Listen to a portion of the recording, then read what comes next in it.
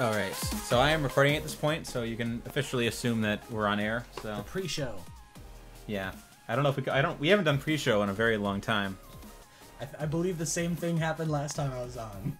Where I said pre-show, and you were like, we don't do that anymore. Yeah, I mean... And then I probably said something like, the Groupthink Podcast! And then everybody was like, no, and then don't you do said... that anymore Yeah, it either. sounds about right. And then you said something about family, and we all died laughing, so... I stand by it. Darn it! I was going to surprise you all with that killer reference. Womp, We womp. were all thinking it. There was a tension in the You air. can still that do I was- it. No, it was going to be in my list. What, family? Yeah. Well, Just no. My number 4 pick is family. I really at the enjoyed them end. this year. Because in the end, it's It's a good about year. family. Of course it is. So you Too guys... bad there wasn't a Fast and the Furious movie this year. I think there's going to be a... I think the spin-off is coming out this year, Did so... Furious 8 come out this year or last No, year? that was 2017. Okay. Pick one together. Is that The Incredibles playing downstairs that I'm hearing, or... It is, I would assume. Alright, I was that's watching fine. before. I don't care. Something. Yeah. Yeah, this dad's watching Incredibles downstairs, so it doesn't matter. It's too quiet. I can't hear that. I just hear talking every 10 minutes, so What's that? I heard something. womp womp. Hey, I'm Mr. Incredible. Talk- yes, my favorite. AJ, talk to me again. Should I stay with my Mr. Incredible impression? I don't want to blow your audience's mind too hard. I just needed to make sure I could hear you, so you're fine. My favorite line from Mr. Incredible is that one part where he comes in and he's like, hey, I'm Mr. Incredible. Hey, I love that line where he's just like, "Hey." No, that's from Spider-Man. Yeah, it's really spiders. Hey. Wish that worked in real Have you life. seen it yet? Yes. Okay. I, It was, I, it I was like the understood 11th, that it was the 11th film I saw. I like the I appropriate saw amount it of 2 days ago. wow. All right, Did it make your top 11? you guys want to jump into this No. now? What's happening? You guys ready? Sure. All right, As you are. officially ending pre-show now. Click. Welcome to the Groupthink Podcast. The Groupthink Podcast! You just ruined it. Now I just start all over again. Welcome to the Groupthink Podcast, and it's time for that most wonderful time of the year where we talk about our favorite movies. So, It's the most wonderful. wow, Movie. the enthusiasm is just killing me. It actually is. Like, My heart has that makes stopped. sense. all right. So how do we want to tackle this year? I think it might be smart to kind of talk about, maybe start with films we didn't like this year, and Okay. then I can do that. That's over half of my list. well, first off, what did you think of this year in film? Did you think it was a good year? Did you think it was a bad year? Did you I think... thought a lot of movies that people considered to be highlights were competent at best. I think there were name some, names. Specifically like comedies, like earlier in the year, Blockers and Game Night like came out to a lot of really enthusiastic response, and I thought they were both fine, if not disappointing.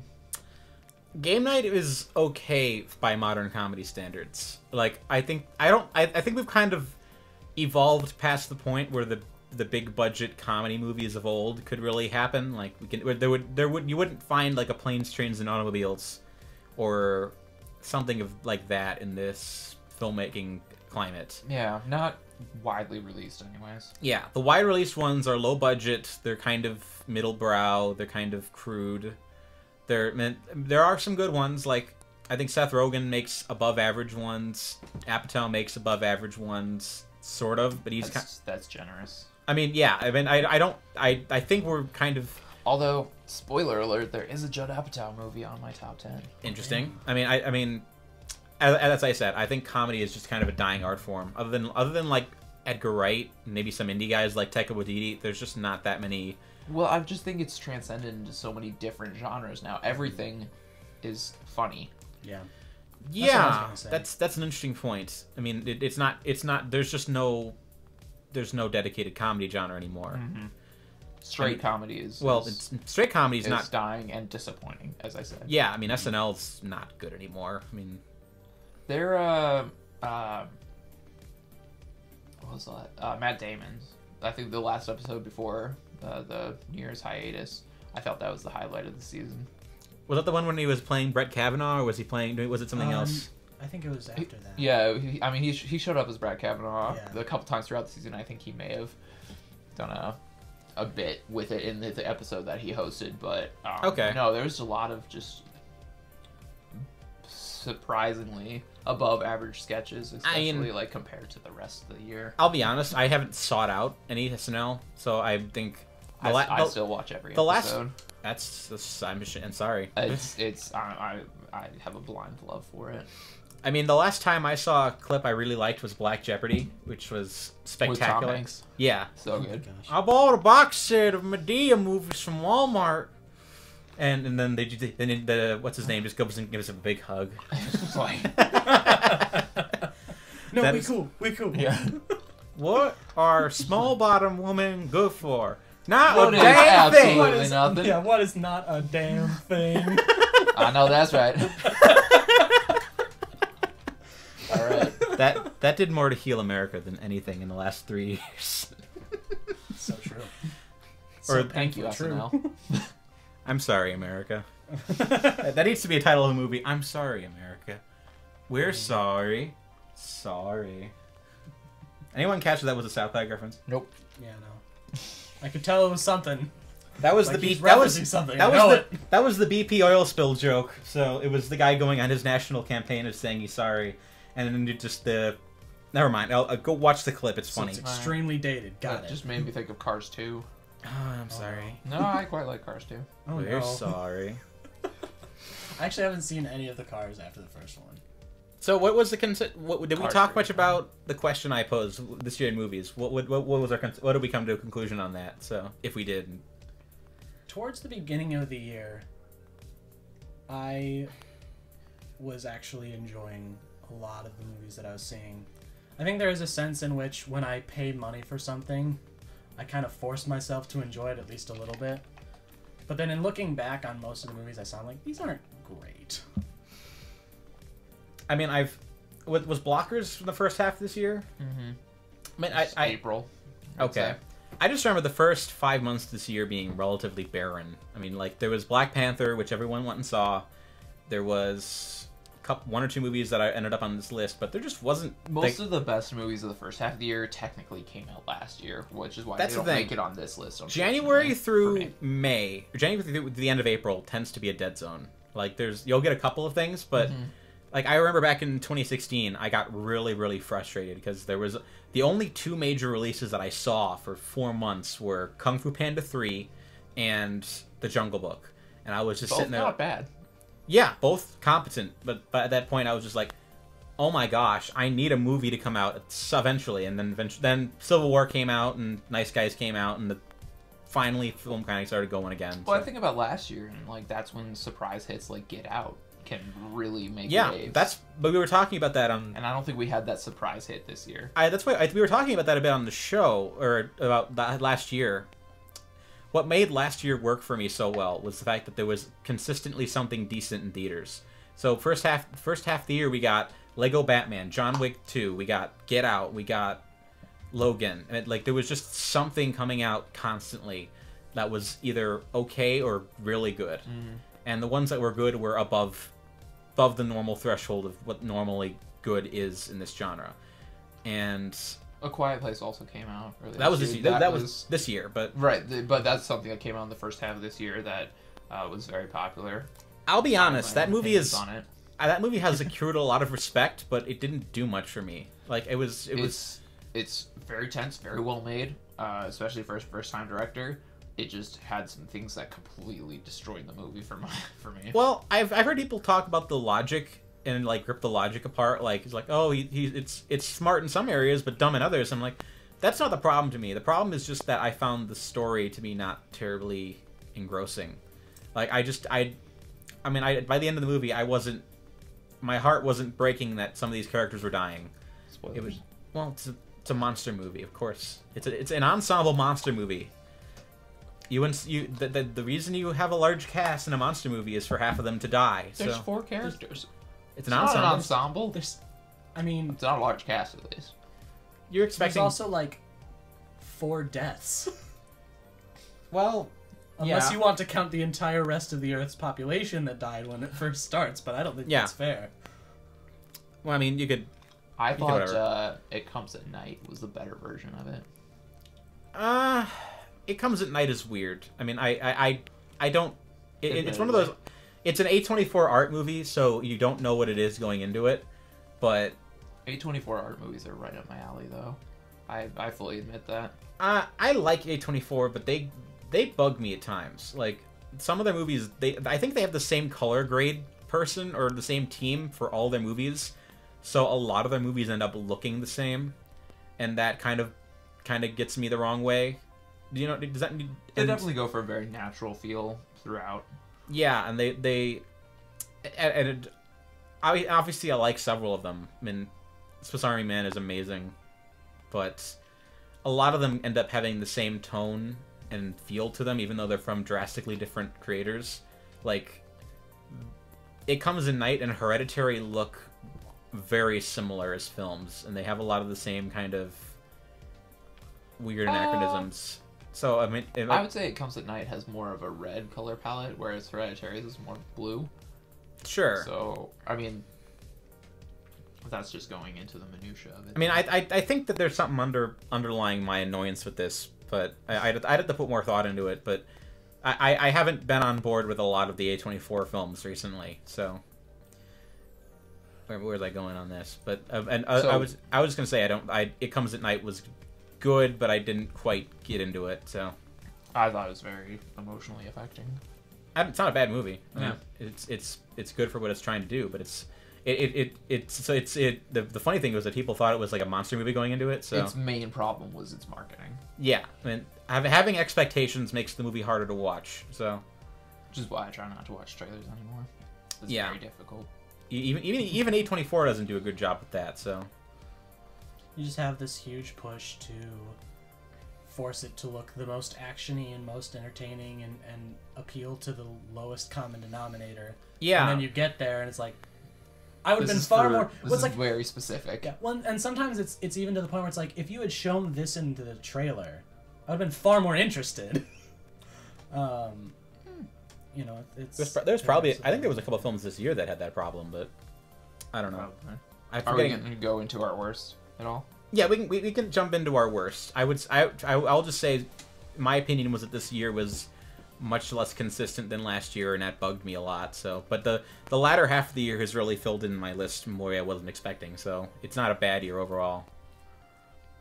Yeah, I would agree. Last year definitely had a better curve. Yeah, Yeah, that's my problem because most of my movies came in from toward the beginning of the year. that's fine. I want to hear them. So, Yeah. AJ, what are your least favorite films this Least year? favorite movies, they are in order, but I'm not super holding to them. Right now, as my least favorite, I have A Wrinkle in Time. Just so bad. Racist. We'll get to that. Give me a minute. What's the name of the director? Ava DuVernay. Ava DuVernay. DuVernay. Okay. I like her as a director. She did Selma. So Selma was fantastic. 13th is incredibly overrated. what's 13th? I haven't seen that. It's one. about the 13th Amendment and how it's basically historically screwed African Americans and the prison system. Interesting. It's an interesting documentary. I just think it's hit the door. very biased Okay. and does not do a good job of presenting facts objectively. And it makes some excellent points, but if it had done it in a less venomous way, I think it would have affected me more. But a lot of people were affected by it, and I can't take that away from them. It just didn't sit well with me. Yeah. Does it take the stance that all of this was on purpose? Yeah. Of course. Because I don't want to get into an argument about disparate impact theory on this Every- movie podcast. So I'll move on. A couple of other horrible movies that came out this year. Happy Time Murders. Conceptually, the least funny movie. Conceptually, this year I that saw. liked the idea, but I knew I wasn't gonna like it when I saw Melissa McCarthy. Just like, okay, this is a good idea. This is essentially like, what's it called? I hate how talented Melissa McCarthy is, and the roles she chooses to take. She's so much better than every movie she's ever been in. Yeah, that's the thing. Probably true. I haven't seen her that much. I've never been impressed. I I mean, I've don't- never been impressed by it's- the movies. Yeah, but she's just so naturally funny. She's got a brilliant comedic mind, but she settles for movies where she plays the fat pratfall lady. Is she just fine selling herself into that kind of role, or? I mean, it makes her money. Good for her for that. I know I can't fault her for that, but I just wish she did something where she could show how comedically minded she is, as opposed to comedically bodied. I don't know. It's almost, I would say it's maybe self-exploitational, but she's definitely selling out. Yeah. Yeah. I mean, it could be to a degree, and again, I mean, this is what happens sometimes when you're trying to make money. It could be that she doesn't have to try that hard, and she still makes what she. Just make an And advocate. You know what? More power to you. Who am I to tell her that? She's a I'm not millionaire, making and that money. she's a millionaire, and we're recording a podcast in my bedroom. So And then other two I'll mention are just very, very similar. Insidious: The Last Key and The Nun. Just very lackluster horror movies. I have not given any attention to the Conjuring spin-offs. So I know some people are like, dude, you gonna go see Annabelle 3? I'm like, no. I'm just like, I'm gonna go see Conjuring 3 if that ever comes out. This but is the only spin-off I've seen. I've only ever seen the first Conjuring and then this one. Conjuring 2 is good. I've heard. It's essentially the same movie again, but there's some really good scenes in it. So it's James Wan again, so I'll see Yeah. it. exactly. That man is incredibly dynamic. He made filmmaker. Aquaman almost work. So No, almost. that is actually two more down on my worst list. Oof. Go ahead. Let's hear this. It was more so that it was just I don't know. I don't see that many. I don't go out to see very many bad movies. So really after The Nun, the rest of them are just subpar. And I thought Aquaman and Venom were both just subpar movies that you could easily enjoy, but if you just pay attention to the script at all, it's I'll be very honest, difficult to when get we were through. when we were talking about our best superheroes discussion, I totally forgot about Aquaman and Deadpool 2. So I forgot about Deadpool. I too. totally I thought forgot it about Aquaman, existed. So but it didn't support my point, so I didn't bring it up. yes. I didn't forget about Deadpool 2. I'm sorry. Well, I'll just say for Aquaman, I liked it more than Justice League and Batman vs Superman because it's it's colorful and because I like Jason Momoa. But that's about the full extent of it. I think I liked it more than Batman v Superman, but I like Justice League more. You like Justice League more, really? It's not good, but No. I really enjoyed Justice I'm glad League. Tom's not here. We'd be arguing with him I about thought this. I thought it was a good time. I pretty much completely wrote off the DC stuff after Batman v Superman, which Are you- I feel like I liked Batman v Superman more than most people did, but it's just sort of Unpopular opinion, I liked it more than Wonder Woman. really Oh, brutal, dude. interesting. Okay, Okay, so I think what do you're you guys? wrong, but That's interesting. fine. I understand. I'm very I much in think- the minority. I think in fairness to Batman v Superman over Wonder Woman, it's in my opinion its quality is more consistent, because I think there is probably about half of Wonder Woman that is a great movie. I'd go as far as to say 2/3. Yeah, as much as That's what I've 2/3. always said. Certainly Two-thirds is certainly great. half as much as 2/3, and then it just kind of takes a nosedive, and I'm like, why? That's absolutely what killed it for me. Whereas so- Batman v it's Superman because- is like consistently maudlin. Meh. Yeah. I mean, I took out of curiosity, I took a look at upcoming DC films, and I was surprised at how like barren the list is at the moment.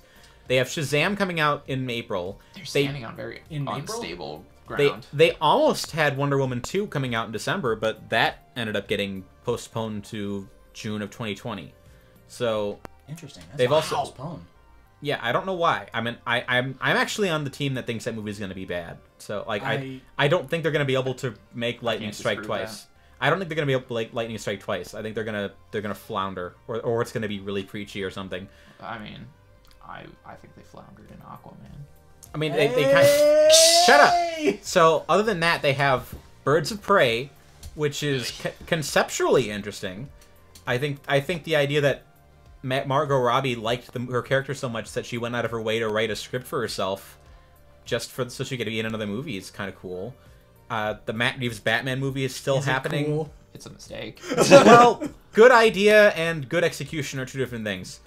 I don't even know if it has either of those. Well, I like the enthusiasm. I like that someone liked their character enough to write their own movie. So she didn't write it. She commissioned somebody to write it for her. based on her the comics she liked, so I'll give her the credit. But I've also got the Matt Reeves Batman movie is going to come up. The James Gunn Suicide Squad sequel is going to be coming out. Yay. Yeah, that's going to be probably about 3 years out because they needed to write it still. I might actually They watch keep that. they keep threatening to make a Flash movie, but they haven't.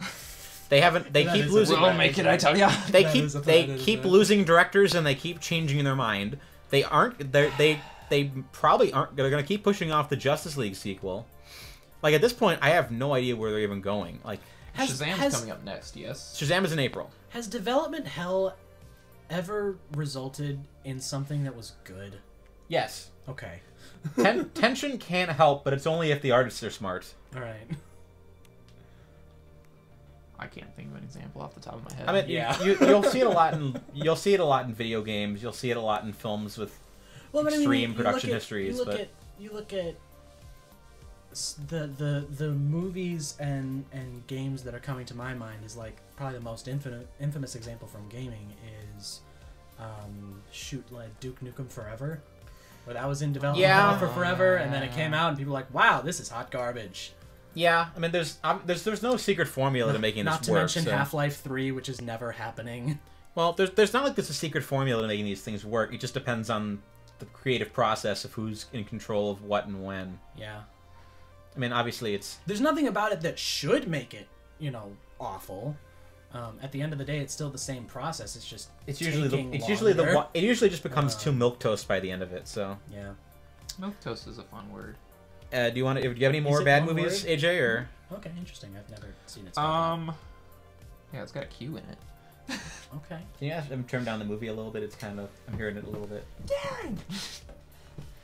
Sorry, I called your dad Darren that one time. That's unforgivable. I don't know how I'm ever going to forgive you. I already forgot. So Let's see what other. Yeah, I mean that's really it. In terms of the rest are fine. A lot of them I like things in it, but overall the movies just aren't great. all right, so I have a solid list of movies that I think are the worst. Mind you, for worst, I mean worst relative to what they could have been. So I'm not just going out and searching for like the worst, like crappy comedy that came out. I mean like movies that I wanted to be good that Really weren't. drop their potential. Yeah. Oh, okay. That's So- not how I did it, but I think that's a good way to gauge. qualification. I included the Cloverfield Paradox, which Wait, was did I mention that one? no, you didn't. Oh, I'm sorry. That was my second to worst. Okay. I just realized I didn't say that for some reason. Did you have another one? I didn't realize that was this year. I would have. That was watched at the it Super on Bowl. Right after the Super Bowl. The coolest marketing I've ever experienced Yeah, in my it was pretty life. cool. I was so stoked because oh my gosh! I'll like, be what honest. this meant for the movie business. I was so excited. I'll be honest. I hope they do it So again. bad. Yeah. I hope they try that again. Absolutely. I agree. But they need a better movie to do that for with. sure. But the movie was just a train wreck on Dead on Arrival. I would also throw in. I'm going relatively in order. I'm reading off of my top 15 films list that's going to be published on Legal Insurrection soon. So I really didn't like Ready Player One. Like it was just bland. And Yeah, there was nothing. that is like right smack dab in the middle of my It's list. lifeless. It's shiny, but The Shining sequence was outstanding, and the rest Well, of it that's was cute, entirely man. forgettable. if I want to watch Spielberg homage to Stanley Kubrick, I'll just watch AI. So I'd rather actually watch something that's a full realized vision as opposed to one sequence. See, I actually have Ready Player One fairly high on my list, and that's because I'll hear you out. here's the thing though. That is because Ready Player One tricked me. It said, "Hey, come watch me. Come enjoy my video game and like 80s references and everything, and completely ignore how mediocre I am." And my response was, "Deal." Okay, All right, so I will next one. that's entirely fair. I also read the book beforehand, and that didn't help my enjoyment of the movie. Yeah, I don't like the book that much either. It's okay, but It was a fun read. It but ends the- hasn't stuck with me. it needed to have a much darker ending than it got. So That's fair. The next was Pacific Rim Uprising, which was the movie that most frustrated me this year because I liked the first one enormously. So that movie was a huge disappointment.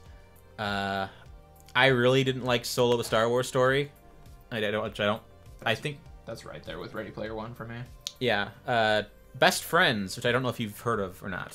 Oh, the Tommy Wiseau, Greg Sestero film. Yeah, Their I follow up didn't to see The it. Room. I So heard about it. it conceptually, it's one of the most interesting films of the year.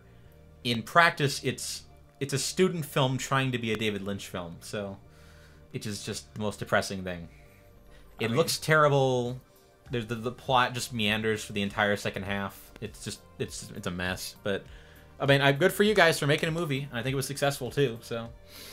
I'm reordering my list. 1 second.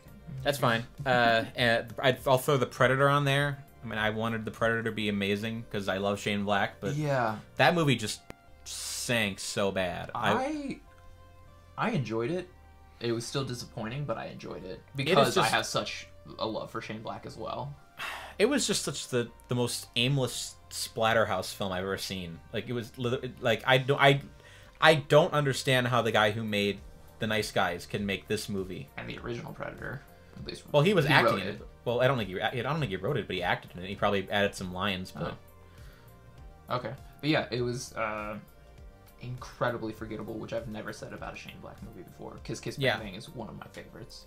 yeah, I mean, I love almost everything I've seen of his, and so for the film to flounder that badly, I was just like, how did you manage to do this? Like, I know people that don't like Iron Man 3, which I totally get, but I like that movie. So the fact that I liked the guy's previous 3 films a lot meant I was like, okay, I'm gonna go into this movie. This could be like his magnum opus blockbuster, and I say it, and it's just a complete mess. I'm like, what happened, man? I'm looking forward to what he not regresses to, but what he returns to, where his comfort zone. I don't know. I mean, I think it was financially a failure too. So I think that was supposed to help his career, but I don't know if it did. But I don't need him to make blockbusters. I'd like him to make Nice Guys too, but yeah. Well, I mean, he said he would do it. So I won't complain about that, but I'd also like to see him just do another original buddy cop story. sure, I'd be down with either. I mean, and Why not both? An original maybe Nice Guy sequel. maybe it's like Well, a Nice I'm Guy just thinking, sequel, like, but I mean, you can have. There have been those kind of things where it's almost more of a spin-off than necessarily a sequel. But Yeah. and finishing out, I would say the film I thought was probably the worst I've seen this year was Fantastic Beasts and Where to Find Them Too, which was. Did you like it? Or No. it was. Because I'm such a massive Harry Potter fan, both Fantastic Beasts movies actually broke my heart. So I wasn't gonna see it. Literally. The actress who There's played a crack in my heart. one of my That's frequent unfortunate. because you of should, Fantastic You should get that Beasts. checked out. one of my frequent actress collaborators was supposed to come on and do a Harry Potter podcast with me in November, but she couldn't do it. So I wasn't planning to see it because I was like, my incredible precognitive vision is telling me this movie is going to be a train wreck, so I'm not going to see it. And then she's like, "Oh, go see it, then we can talk about it." And I was like, "Fine." So I went and saw it opening night, and holy crap! I still think it was better than the first Fantastic Beasts. I thought it was worse. Like I didn't see it either. Good. You're not hurting. You're saving money and you're not hurting your heart. I kind of, well, I don't really like Harry Potter, so that's one. Oh, that's a shame. So yeah, that's one knock in it for me. Wow. And then I also, when the first movie came out, I foresaw it not being I foresaw the series not doing much. Yeah. Am I not wrong in thinking that you feel essentially the same way about Harry Potter that I do Lord of the Rings? Whereas you appreciate the fandom, Oof. but you don't particularly enjoy it yourself? No. Or are you just are you just like really just not a fan of Harry Potter at all? I'm really just not a fan of Harry Potter at all. I don't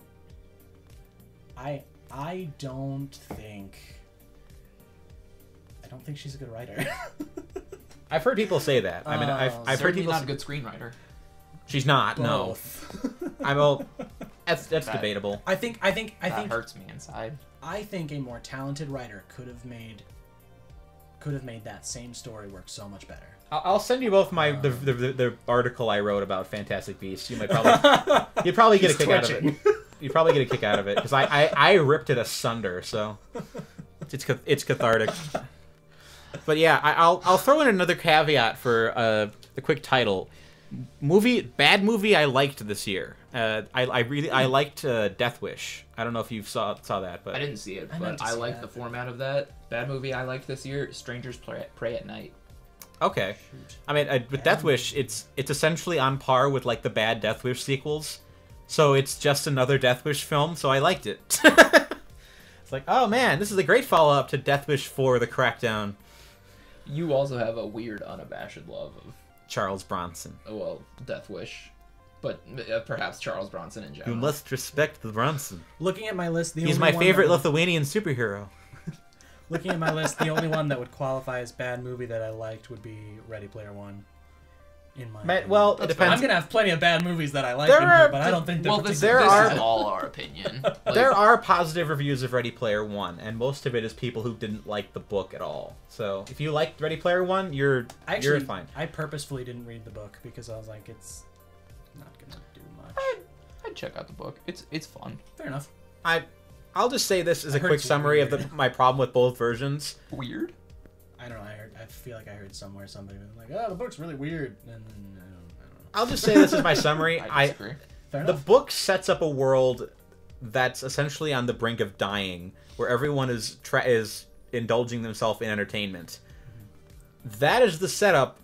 It should be the same. Should be the conclusion of the book. That is, the world can only fix itself if the world stops being obsessed with entertainment, and that's not the conclusion of the book. The conclusion of the book is he becomes king of the people that are distracting each other, which is just the stupidest way to end that story. And I'm wow, Although, you have no self-reflection. The movie doesn't really have that same setup. It's kind of implied, but it's not. Yeah. So I could agree that the movie is a little. It's less overtly dystopian. It definitely has that element to it. Like it's said plainly in the book at one point that like all of the zones, like the rule zones between major cities, are essentially like Mad Max zones. So if you're taking a bus between them, they're like armored buses. Yeah. So it's like terrible dystopian future. I can see where that would be a little bit. Everyone's living in trailer parks. There's like they're constantly having like meth lab explosions everywhere. The country's at war. The government's tyrannical. Everyone works and lives in a giant computer simulation where you have to pay in-game currency. It's just a mess for the entire thing all around. And like, okay, the conclusion to this story is you blow up the whole system because it's broken. Not you take over the system and become its king. Like, that is like the worst ending possible. I mean, he does turn it off. What was it, Tuesdays and Thursdays? Is that? But like that. Well, it's because with the movie Spielberg kind of sees himself with the as symbolically as the creator of that place. I mean, how could he not? So he kind of thinks himself as like a Willy Wonka character. So instead of being reflective of the idea that blockbusters can have an effect on that can distract you and make you not interact with the world, he can't admit the fact that his blockbuster films have had any sort of negative effect on the world. So he's like, yeah, my films are great, but maybe don't watch them all the time. One thing I did appreciate about the book that the movie couldn't tackle really is felt like the book really almost like glorified the mundanity of like grinding in a game, Maybe. and like the importance of that, and just how like I think it really it almost shined in the moments where the character had absolutely no clue what to do next. I mean, you're a film buff, dude. You would probably agree with me that Spielberg killed New Hollywood, right? Like the blockbuster films, like completely changed Hollywood. And changed it, yes. I mean, Killed it, no. It really hurt people like the classic 70s directors to not be able to have that kind of scope like they had in the 70s to make films like Godfather and Taxi Driver. But if you look at the work the classic directors of the 70s did, post-70s, why would you want them to continue doing their work? I think a lot of their best work was in the 70s. Well, absolutely. That's what I'm saying. Post-70s, they did nothing worth glorifying. Well, that's true, and it's not true. I mean, if you listen to film historians, a lot of them hate the 80s. Like, hate it. But that's a very specific view, I think. I think that's a very narrow-minded view. Well, it depends who you ask. I think financially, the film industry almost died in the 80s because and it just turned into like the it kind of turned into like the action schlock canon group guys for a while, just because there was so many cheap like horror and science fiction movies that were coming out all at once, and that just became what the industry was for a while. So, I mean, obviously this is a huge tangent, but Yeah. so my problem with Ready Player One is just that it's clearly Spielberg being unwilling to be admit the fault he has in changing the film industry, if that makes any sense. Which is, I don't know if that's a good read on that movie, but that's how I'm reading it. Like, man, all my films sure are great, aren't they? But Yeah. I think for me, I just kind of look at it and I'm like, man, I think that movie is supposed to be set in like 2040, and it's like that's probably the longest we have to wait before we get an Oasis like VR experience. Yeah, well, we'll see. It's coming up. I mean, we already have games like VR Chat, which granted are hopelessly, they're a far cry from what we see in Ready Player One. There was only Far one Cry error is in Ready also a Player Far One. Cry. It was the innate lack of Ugandan knuckles. Moving on to the top 10. Speaking of dated memes that should never be in films ever. You know the way. Do you guys want to move on to the best now? Was that a good enough transition? Do you have any favorite bad? Well, yeah, you already said your favorite bad movies. We can now do our top movies of the year. Hey. I never said what I hated. Oh well, what did you hate? Probably the only two movies. Black Panther. No. Yeah. No. Yeah. That's my bottom one. I said, speaking of dated memes that should never be in films ever, the fact that in 2018 a film subjected me to a shitty meme from 2015 is inexcusable. And Black Panther, you are the worst movie I saw this year. What are those? It's That's not the only reason, but that is a big reason. It had a Screw bad you. case of the Wonder Woman, Yes. where Yes, it did. the first two acts were absolutely sublime, and the last Interesting. act I thought very much tanked it. I was thinking something different. Oh, To Well, me, and yeah. that movie tried desperately to be Wonder Woman, which is bizarre. Well, I think that they're both very conceptually similar. Obviously, they were in development around the same time, so I don't know if someone was if anyone was ripping anyone off, it was probably DC because they're the less original of the two. But Yeah, but they did it better. that's that's historically debatable. Marvel has ripped off DC a lot. That's true. I don't know. I don't know how much I'd say Marvel has taken anything from the DC universe. I'm talking comics. Well, comics wise, sure, but Yeah. all right. Do you want to? I thought, just speaking on Black Panther, just spoiler alert, it doesn't make my top 10 either, so we might as well. It doesn't make. It makes my top 15. It doesn't. It's not in the 10. Though. Okay. Yeah. I think it's incredibly good villain is what puts it over Wonder Woman to me. I loved villain. I love the villain. You mean you don't like the It's definitely better. You don't then like the Wonder part. wins. You don't like the part where the guy screams, "I will destroy you," and starts throwing lightning I forgot from about Wonder I Woman. remember that part. I forgot about that part. I You forgot. sure you didn't dream that, Tyler? Yeah, No, I don't remember that. no, you guys, that's just the sign of Wonder Woman. You forgot. About. Oh, Wonder Woman. I was thinking Black Panther. Oh, Oh, no! I still don't remember that part. Of the Oh, movie. I remember that in Wonder Woman. because I No, like, the part where I basically Killmonger blocked stands out- at the top of the mountain and starts throwing lightning bolts upon his enemies. Wouldn't have surprised me at the rate that movie went downhill, but Oh, it did not finish. Killmonger, strong. Sorcerer Supreme. But yeah, Killmonger is, I think, possibly the best villain in the MCU. At least comparable to Loki and Thanos. See, I don't think Thanos is that great. Loki, I don't even qualify Just as a because of villain scope. anymore. I think. Because of significance in my mind more than like to me you have to give him some credit just because he's been what we've been building toward Right. for over a decade. But I do think at the same time outside of that he's not that great. I tend to agree, but I do put a lot of stake into significance. I suppose that's fair. Yeah, I mean that's entirely valid. All right, let's jump into the list proper. So we've been. Well, we're, I also didn't like Ant-Man and the Wasp. That was Yeah. bad. that's mediocre. Man, I wouldn't say it's bad. Mediocre at best. I just say it's a movie I watched once and I'll probably never watch more than 1 or 2 times in my life again if I'm ever doing like a giant the entire series Marvel marathon or That's something. the only reason to watch it again. Yeah. Honestly. I It like doesn't even have any significance to they find the the broader. mom. I mean, they bring back. Is she gonna appear Is in she- any other movie? yeah, Is I there don't- any I reason don't know for her if to? She'll probably be in the third one if they do another one Why would they do in third one? because the movie's made a decent amount of money. That's one reason. Hey, I mean, they might just So Stick greed shit. makes sense.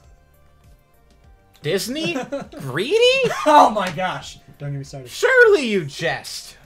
Anyway, this time to talk about the year's best movies. Woohoo! I mean, you want to just keep going because you're basically I've you've talked done about- 2 of 11. Yeah, I've gone through 2 of 11. So I don't really know what to do with Tag.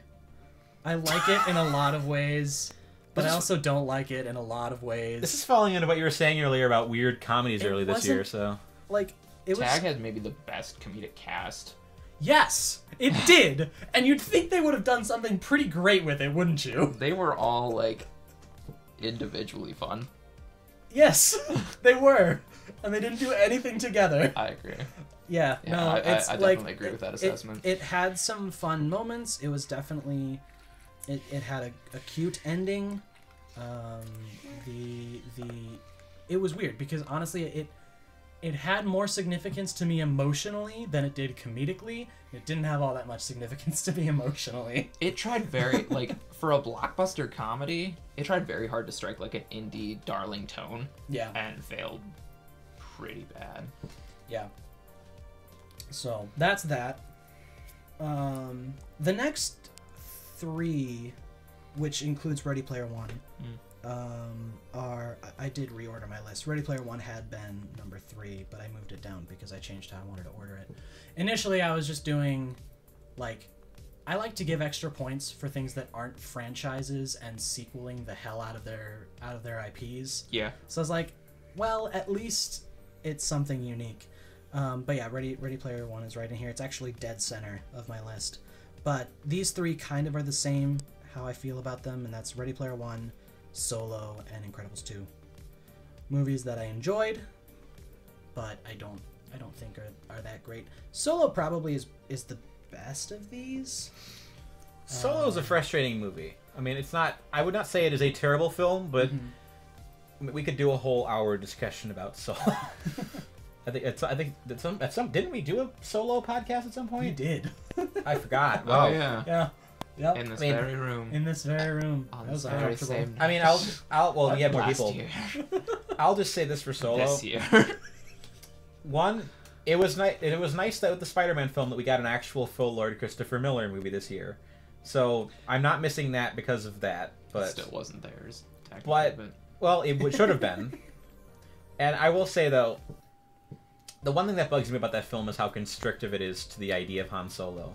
Just That's that fair. all of the Han Solo alluded to moments happened within an hour of each other. And like, oh, Yeah. that just Yeah, that is one thing that is especially weird, because weren't they wanting to make this into more than just one movie? they wanted to make like a series. So like, why the heck are all of the significant moments that we know about Star Wars happening on this one like afternoon?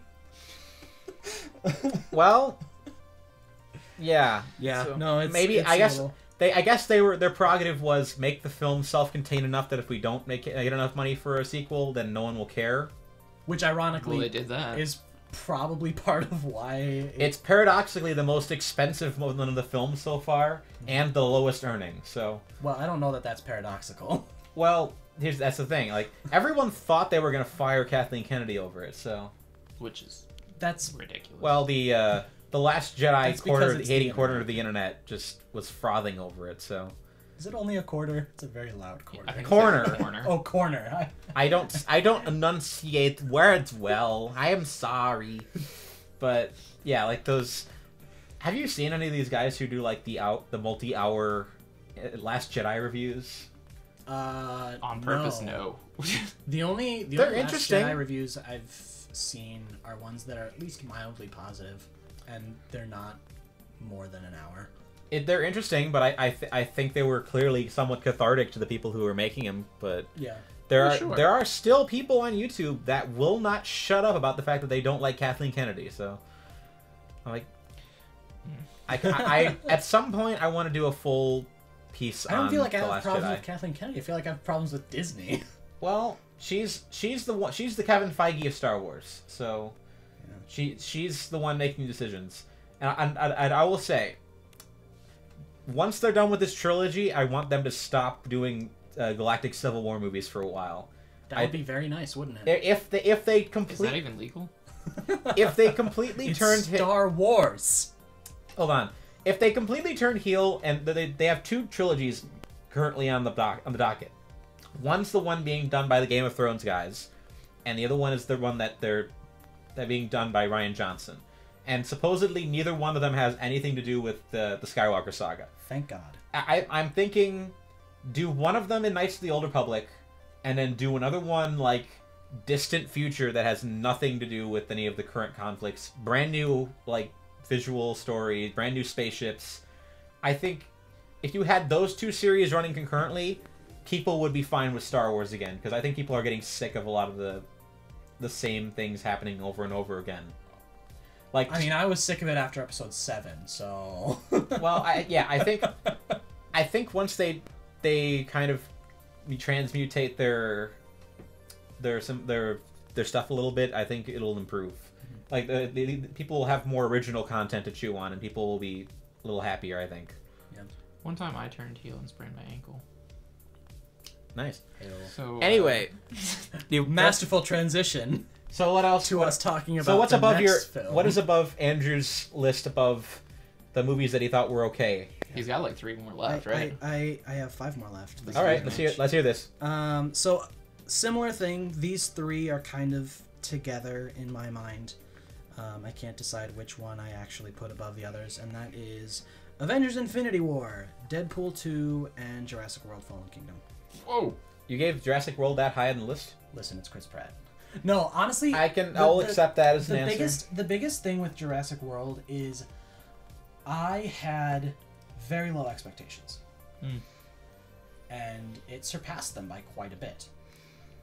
It still isn't great, and I'll be honest, another huge reason it's so high is just because of that one scene that turns it into a horror film. Like, I haven't seen a Jurassic. I've only seen Jurassic Park. oh, That's yeah? the only Jurassic movie I've seen. So It's I'm very much. Even though I'm talking, I'm not a part of this conversation. Wop wop. But yeah, I mean, Just that, like you to know they why kind of- I'm being quiet. yeah, they kind of showed it.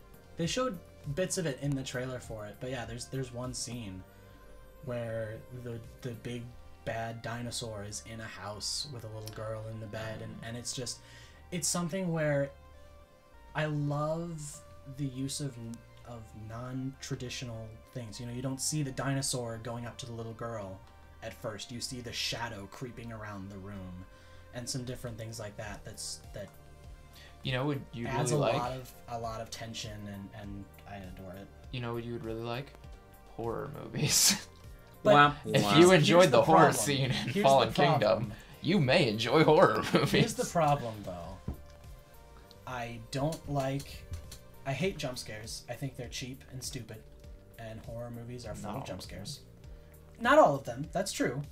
Not all jump scares are cheap, and also not all horror movies have jump scares. Yes, I would agree. I mean, I've seen a couple of jump scares. And I'm like, okay, that was decent, and Very I feel like you earned that. Most of the time, I don't feel that way, and I also don't like sort of the bloody horror. You know, I enjoy things that are more like ghost stories, more like psychological horror kind of things. And that's not something you see very often. Although I do think it's coming to prominence. Absolutely, Yeah. yeah. You look at the best horror movies of the past few years; they're definitely more that centric. Yeah. And I would agree that those are better horror movies, but I also have a unabashed love for just slasher movies. They're just so much fun for me. I mean, when you talk to horror buffs, they always go on and on about like the classic ones. Like they can talk in depth about the Friday the 13th sequels. So, like there's a complicated. 6 is the best. See, Not a joke. Exactly. So I haven't there's seen any of them, honestly. I've seen They're a great time. I see like the None first. of them are good. I watch like the first one in every series, and I never get around to watching the other ones. Like, I think man, my the first mom saw Halloween the sure first is one. great, but I talked to her about that once. Yeah. anyway. So that gets me to my number 2 slot, which actually is A Quiet Place. All right.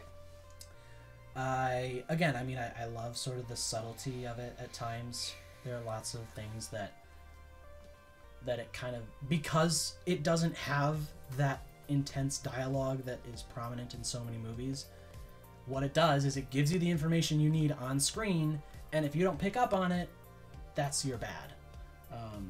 And I do really appreciate that. I like what they had to do to get around the fact that they're not talking, and I like how so much of it makes sense. I mean, just one thing is the fact that at first you can kind of be like, wait, they just learned sign language after this monster came to Earth. No, the daughter is deaf, and so that was actually a part of their family, and that was what enabled them to survive. And there are different, that's probably one of the biggest examples, but there are subtle things like that all over the movie. And one of the biggest contentions, one of the biggest conflicts that the family has is the fact that they can't communicate. So much of the movie would have been thwarted if they could just talk and be like, yes, this is how I feel about this. This is what's going on in my life, different things like that. But they can't do it, and that's ultimately a huge driver of the conflict and tension. It's a movie about lack of communication. It's a movie about family. That's what I was gonna say it for. It's a movie about family, and I love it. That joke died. It died the second it was first said. And And we've mentioned it every podcast I've been on since. I'm sorry, I AJ. stand by it. I don't. That's fair. Like your thought on it wasn't unfair. It was just said in a very cliche and interesting way. We It's just- now we need to frustrated because find- it was so genuine. Right? Yeah. Now we need to find a new meme to drive into the ground. I wouldn't call it a meme. This is our meme. It's our our meme. The 3 viewers loved it. I don't. Are they all present? I can't fault anybody for liking A Quiet Place. It really is extremely well made, and surprisingly, the only reason I really had a hard time with it, I'm usually not one to nitpick just because of one thing, but for some reason, it absolutely drove me insane why they couldn't just build their dang house Yeah. by the waterfall. Yeah. That is one. I mean, there are some things that you could sort of like pull out of your butt to be like, well, construction is really loud and probably louder than a waterfall, so to build a house would probably would probably be worse. But yeah, no, I definitely is like, you can just set up a tent. Well, and then you're fine. their house is literally and in then the you have quietest you have water. area possible. Maybe You it's- have water I'm- and food. And Yeah. I think I'll defer to the Alfred Hitchcock answer on this. Why don't the characters ever go to the police? Because there wouldn't be a movie. So That's. I mean, if they that's- built the house that's by the fair, but waterfall, I think the there other wouldn't thing be is a movie. they're so smart when it comes to everything else. I think that's where it ultimately becomes a stopping point or a breaking point, is because I mean, there's also there's so many other things they do that are like, wow, that's really smart. You clearly thought ahead in this. the guy also And that's wrote just a like, movie exposition on the whiteboard in his basement. So there's other dopey things in that movie too. So I mean, yeah, it's. doesn't Like I matter. said, That's I'm- not the point. I'm usually not that guy that just finds one thing and that ruins a movie for me. I usually really don't like it when people do that, but for some reason that was the thing for me. I would- think it's also something where I would actually argue that in a sense that's kind of a strength of the movie. Maybe I'm wrong, but it just seems like to me like that is something that you care about when you're looking at these people as characters and not necessarily as like just a movie. Maybe I'm wrong, but like to me it's sort of like I kind of want these people to succeed. I don't necessarily like I want these people to succeed more than I want to be entertained. I would also just suggest that the waterfall thing was a bit of a stretch to begin with. So I thought it made sense, and I really liked how later on in the But movie they were called back howling. to it. they were howling. If you tried howling in the Underneath middle of a forest, waterfall. I don't know. Have you been close to a waterfall? Those things are freaking loud. I mean, that's true, which is why it would have been smart to build your house by. Yes. It's still a stretch. I mean, the whole movie's a stretch. So and I really appreciate too how they called back to that later on. You know, you had the thing, and that's another thing I love about it is so much of what it sets up, it pays off, and I find that that's actually surprisingly uncommon for a lot of major films, major popular films, is where it sets something up and then it pays it off with the overhang of water that allows them to survive the beast later on. It's really cool. I mean, Emily Blunt was absolutely fantastic. And in it. also, freaking, I can't get enough of how well John Krasinski's facial expressions translate into that film, because from The Office, his facial expressions are great and they add so much comedy to that. But then you take that into A Quiet Place and they add a lot of tension and they add a lot of suspense. It's like, oh man, and that beard. It's a good beard. Anyway, that's A Quiet Place. Yeah. that's number one. I can't fault you. Number one, you might be able to surmise since I said earlier that I saw it and I haven't talked about it yet. Spider-Man Into the Spider-Verse was friggin' amazing. And I love it to death. That's an acceptable answer. And I can't... There are a couple things I could nitpick about it, but that's going to be true of just about anything. Yeah. And man, it was so good. I just love watching that animation style. Incredible. You know, again, sort of going into some of the nitpicking, it's a shame that Spider-Man Noir and Penny Parker and Spider-Ham didn't get quite as much focus, but it was also a film primarily about Spider-Gwen and Miles Morales and Peter B. Parker.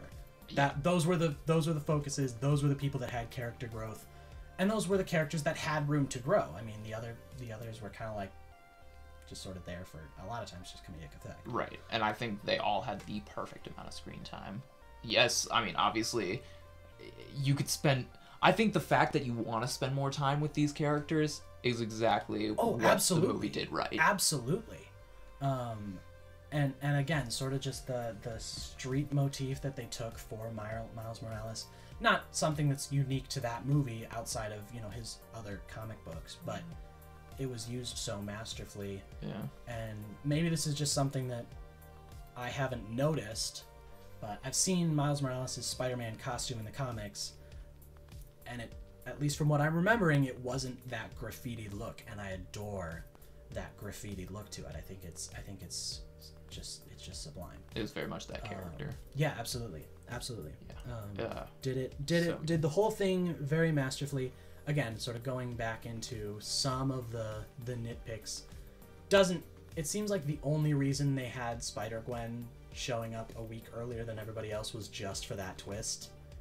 And it's like everyone, well, at least I saw that coming, and there's no reason for it. Yeah. Like, why? That added nothing to the film, in my opinion. And then also, it's just such a shame because John Mulaney is incredible, and I felt like most of the jokes he made were fairly obvious or not funny. I mean, Or done to death. I mean, to me, the best line that he had was, "Do animals talk in this universe?" And it's like, that's the joke of every movie that has animals talking where they otherwise shouldn't. And so it's like, that's great, but I wish there was more. Oh, also the take this hammer, it'll fit in your pocket. That was amazing. That was hilarious. That's true. I forgot about that one. I was gonna say my favorite line of his was his opening line, where he was just like, and I'm Spider-Ham. Don't ask why my hand's wet. There's no reason. Yeah, I mean, just his delivery of that was. It was a good perfect for me. delivery. Just because it's very John Mulaney. Yeah. I just washed my hands. That's why they're wet. how soon until no they other reason. How soon do you think it's until they announce like the 5 sequels that movie is gonna get? I'm not mad at that. I'm not either. I mean, that's the thing is, like, on one hand, I would love for it to stand on its own because I think it's so strong. That being said, they could announce a movie focusing on any one of the characters, honestly. And as long as it had that art style, I would watch it. I would watch it 4 times. I don't think they can do the dimension crossing thing again, but No. They also don't have to. They don't. Yeah, that's the Well, thing. They don't have to. They've already established. Is it these implied? characters. Minor spoiler, but in the final minute of the film, isn't it implied that they managed to open up the wormhole again? Or, Yes. Like, because Gwen Stacy talks to Miles, so it's possible that they're just gonna make sequels and then have the characters jump in each other's movies randomly. So, Which I'm also not going to complain about. It depends on how they go about doing it. I could see them sort of abusing it just for fan service, and I wouldn't really appreciate that. But the thing is, that gives it so much credit for me, is because the animation style takes so long, they can't rush it. Yeah.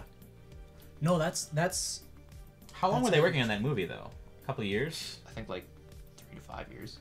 That's a long time. I want to say I heard 5 years, but I don't quote me on that. I've known about the movie for at least 3, so I think they're probably gonna rush it though, because now that they have the character models and everything, they'll probably start working on something almost immediately. So, well, that's the thing too. Is like, there's just so many subtleties of what they did. I mean, one of the things I want to watch that film again, just to observe the animation style, because toward the beginning of the film, when it was a lot slower paced, I just adored, the characters were talking and I was looking in the background and they had that bizarre 3D effect where they actually, like, it was almost like watching a 3D movie without the glasses.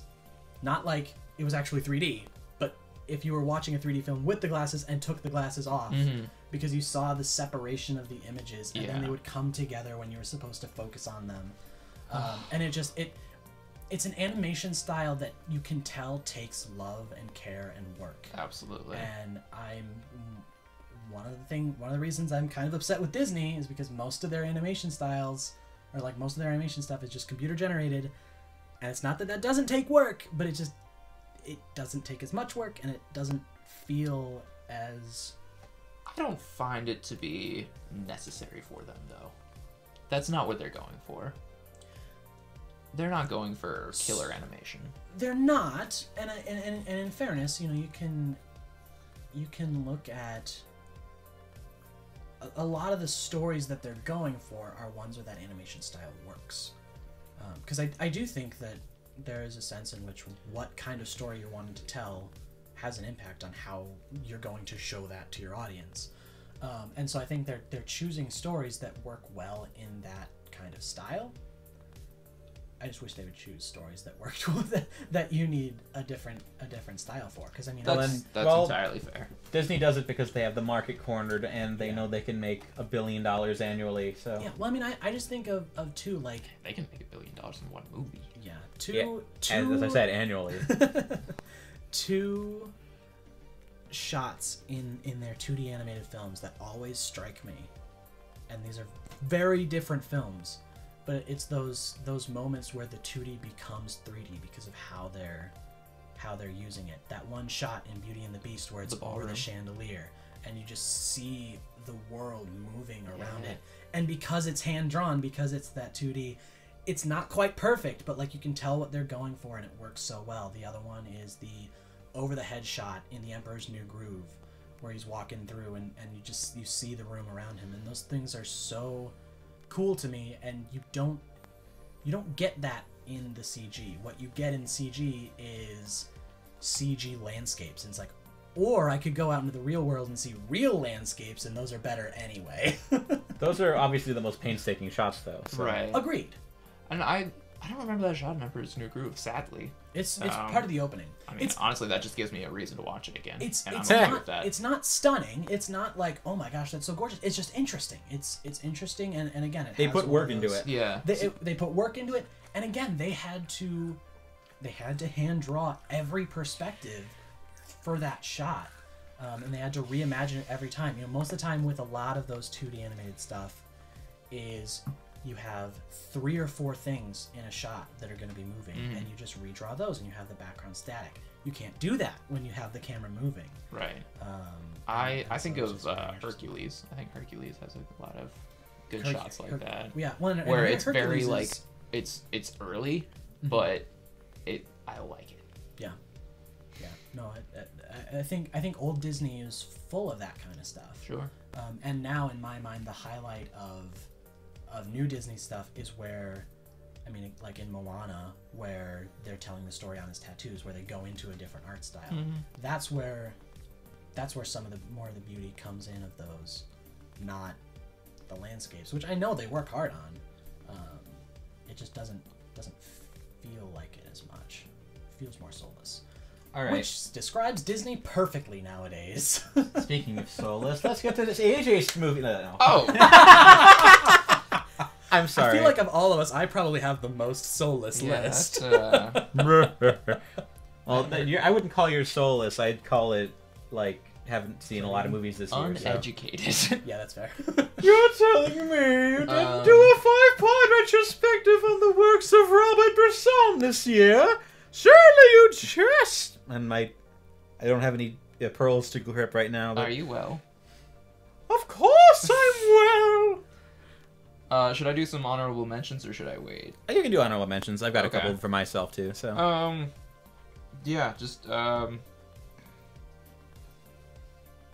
yeah, I'll just read a few of them.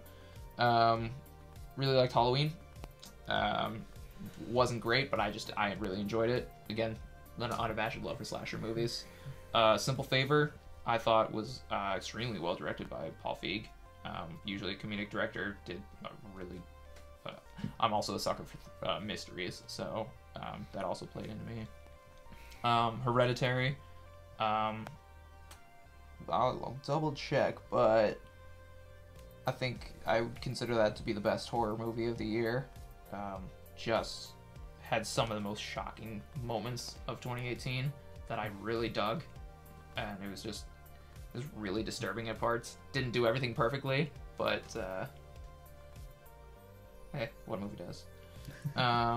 Batman Gotham by Gaslight, super enjoyed.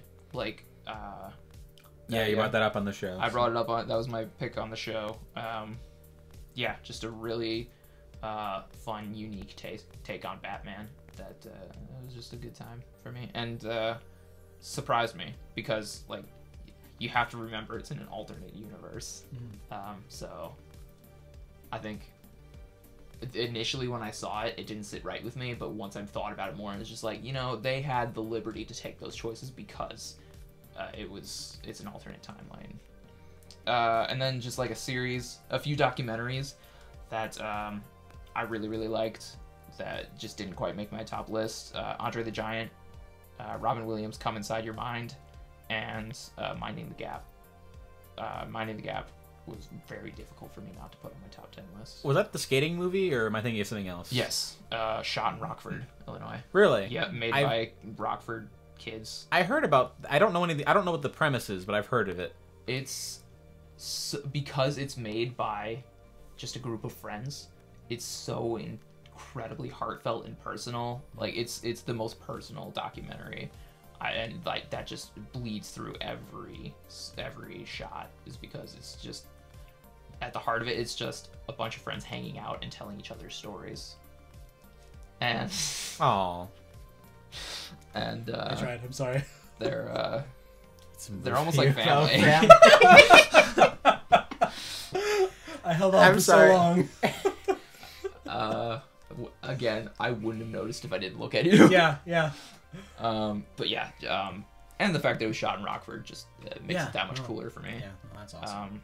It just I yeah. haven't heard of that. I'd probably look into that. It's it's I really liked it. And then another couple of Mission Impossible Fallout, best Mission Impossible movie since 3, but I like 3. I really like 3 primarily because of Philip Seymour Hoffman. But he's the best villain in the series, sort of. So. and I really love villains, so when there's a good villain, it really makes the movie for me. But as far as just like a straight Mission Impossible movie, Fallout might be the best. Just because, yeah, so well paced. And the Death of Superman animated movie Really? shocked me. What is Because, the Death of Superman? That sounds like a pretty good movie. I mean, Shut up, Tom. but yeah, I like it didn't, had no right to be as good as it was, but it just was. Nothing special about it. Just a really solid movie that I really liked. I'll be honest, I did not like that movie. I reviewed it for Geeks Under Grace. I think the best Superman death story is All Star Superman, the book version. The movie version's not bad, but I haven't seen. I'd also throw Whatever Happened to the Man of Tomorrow. That's a very good Superman story. It was the canonical death of Golden Age Superman. It was written by Alan Moore, so he did Gotcha. Watchmen. Right. I mean, both. I'd say those are more interesting, like takes on that, like what happens when Superman dies stories. But if you like it, it's fine. I just didn't do anything. Didn't do anything for me. If you like it, it's fine. No, Just shut up. people tell me I'm pretentious. You tell you're pretentious more than anybody else, I think.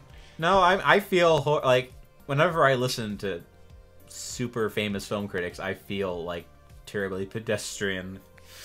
It's like, my favorite movie is Dear W. Griffith's Intolerance. I'm just in here like, oh man, that Spider-Man movie was good, but I see no reason why you can't enjoy both. makes me feel like a dirty millennial. I really As opposed I to kind what of- millennial. There are no good millennials. That's what I thought. Okay. I pride myself in The being only a- good millennials is dead millennials. I mean, I'm technically Gen Z, so I'm good. Oh, good for you. Oh, good for you. Alright, then I'll just go into my top 10 list. Those were my honorable mentions. Number 10! Teen Titans Go to the Movies. Yeah, I didn't see that. yeah. So fun. Yeah. So I don't fun. want to I live heard on a this lot of good planet things about anymore. it. It's amazing music. Really funny. Like, really brisk. Like, it just flies right by. And yeah, just as somebody who hasn't watched and quite frankly avoided Teen Titans Go, the TV show, the fact that I loved this movie so much kind of spoke volumes. And everybody I've talked to about it who like shared the same view as me, like, yeah, I want to watch Teen Titans Go because Teen Titans is amazing and they just ruined everything about it. The movie, I haven't seen the TV show. Maybe it's just as good and I just haven't been giving it the credit. The movie is worth the price of admission. Yeah, I think the biggest issue that people have with both Teen Titans Go, the show, and Teen Titans Go to the movies, the movie, is that it is not that it's bad. I've not heard any complaints about Teen Titans Go quality-wise. The issue for people is that It's not Teen Titans. it's not Teen Titans, and I think to a degree that's fair because I didn't watch a lot of Teen Titans growing up, but what I watched was great. Yeah. And Even their games on CartoonToonNetwork.com, the best games on the site. yeah, And I it played was, a lot of different games on that site. It was a good story. They were good characters. Yes, there was comedy to it, as there almost always is with those kind of shows. But it was also very serious and spoke to real issues. Then it got canceled. And then they were like, hey, new Teen Titans show. It's basically a straight comedy. Yeah. And that that didn't sit well with people. And So that's the only like complaint I've heard. I haven't heard a quality like it's a bad show. It's just it's not what we want as Teen Titans fans, which is fair. yeah, and I can't dispute that because Teen Titans Go to the Movies is straight comedy. Yeah. Like maybe the best straight comedy of the year. It's tough because it's also animation. You can't like it's the lines are very blurred, but looking at probably like pound for pound the funniest movie of the year, in my opinion. And yeah, I saw Deadpool 2. That's fair. Number 9, the Judd Apatow movie that I mentioned, The Zen Diaries of Gary Shandling, the documentary, the 4-hour documentary. Oh my. Shed light on a comedian that I had heard of, and when he passed away, like I like naturally heard more about him than I ever had previously, and like made me intrigued, and then this documentary made me completely understand what a comedic genius he was in his time. Like, this man did meta before meta was a thing. Like, with his, both with the, I think it was just called, like, the Gary Shandling Show or something like that, and then in the 90s, the Larry Sanders Show, which is the more famous one. Like,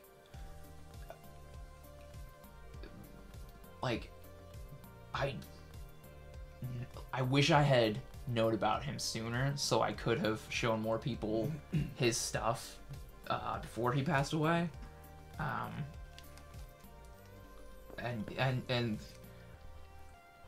not only did it show a lot of his comedic stuff, but it also talked about very similar to what the Robin Williams documentary talked about, how people like Gary Shandling and Robin Williams have this intense need to be the funniest person in the room, and when they feel like they're not, even if they still are, it just destroys them psychologically. And I feel like I'm not that funny of a person. I try to be, but even I feel that when somebody tells a joke that gets a big laugh out of the room, I silently seethe a little bit, because it's just like, I'm funny. So it's imagine that on a scale where you're actually making money with how funny you are, but still having that destroy you inside, even though everybody loves you. That's just it's just heartbreaking to me. And if you haven't seen either of his shows or his stand-up or his his appearances in Iron Man, he's the senator in Iron Man, he's got the most memorable line from Iron Man 2, about when he's putting the pin. Hail Hydra.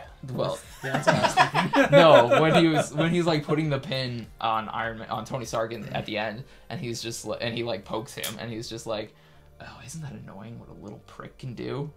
Yeah. It's just that's such a scathing line. Yeah.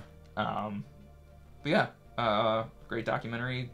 4 hours flew by, just because he had a very interesting life. And I understand, I'm very into comedy and stand-up comedy, so it's very much It's your bag, yo. It was up my alley. It's my bag. So I understand not everybody would have the same reaction to it, but I enjoyed it. I'm gonna try to speed this up because I am going on for a while.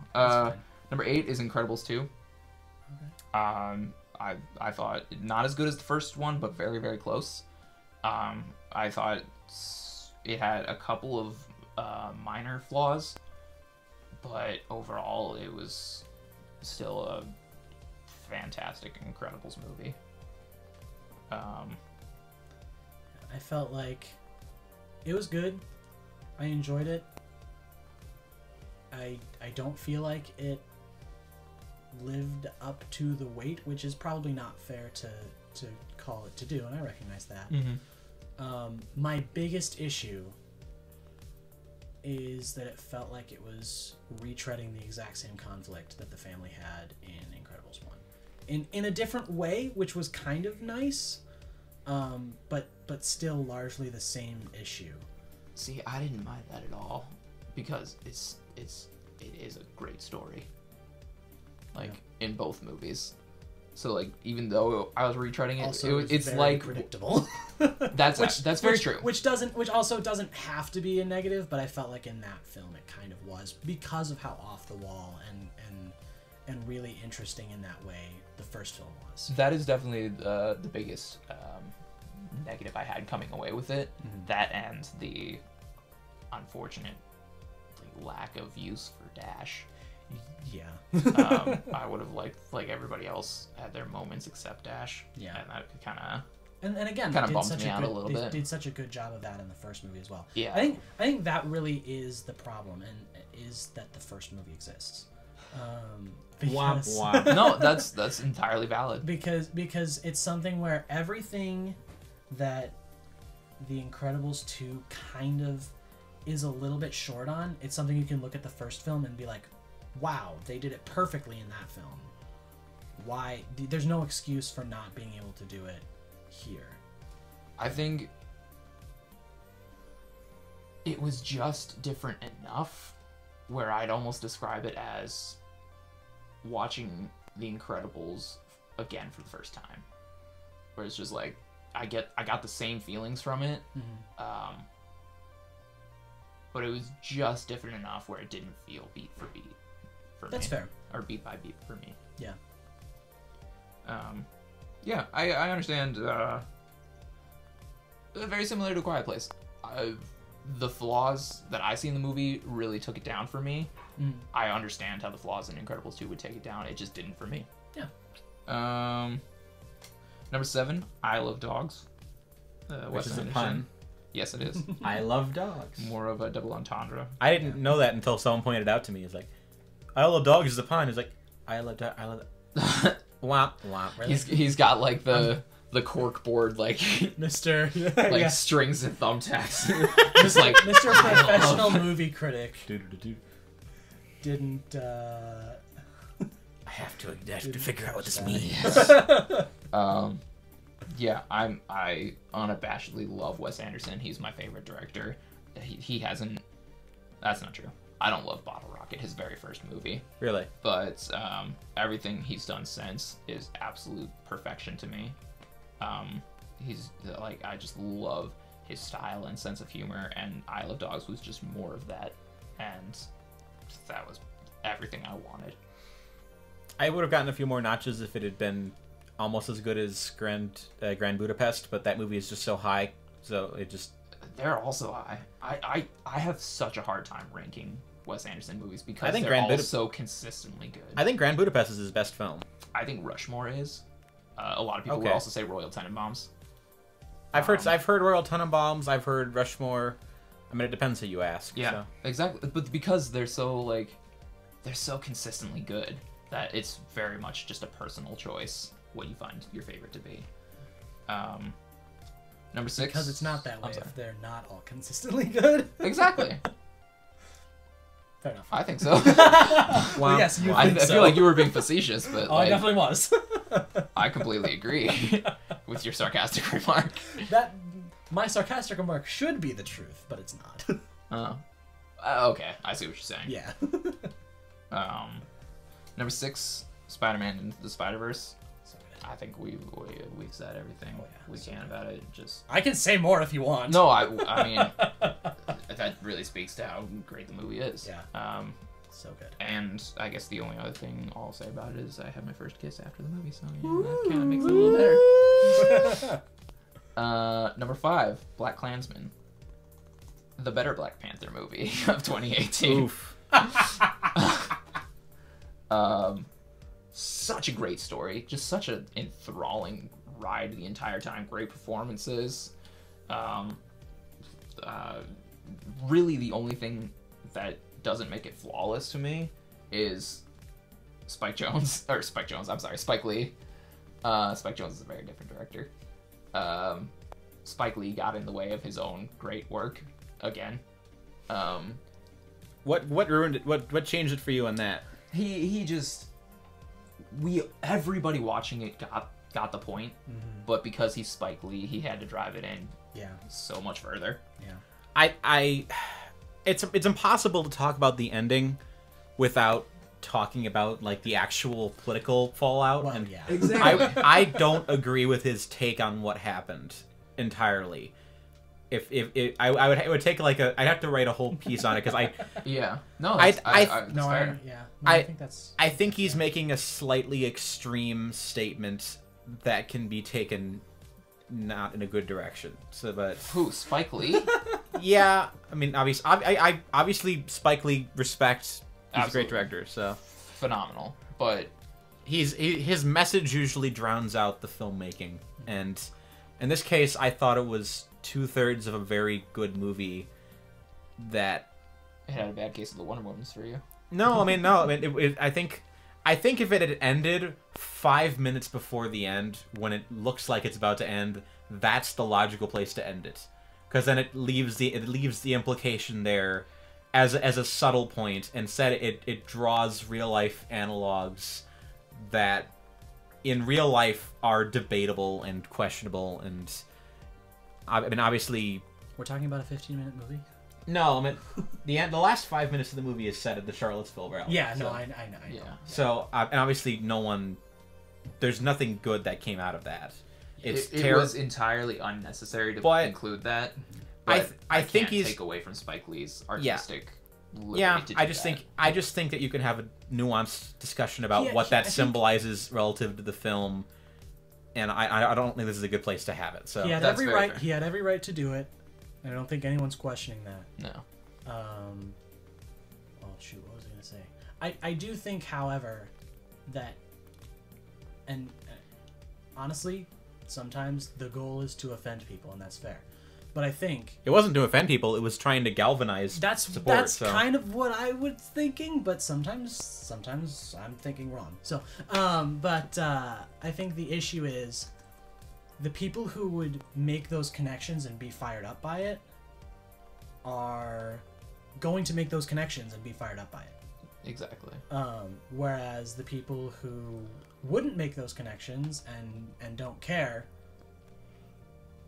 are going to give you their money if you don't put that in there, and are probably going to abstain if you do. Yeah.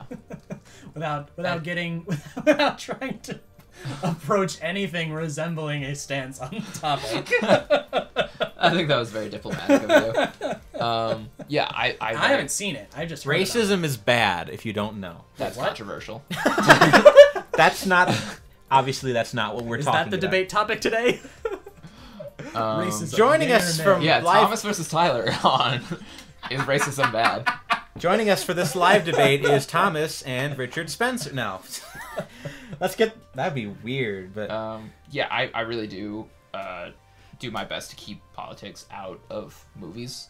So Yeah, when it's this year forced it's on not me, possible. That's really...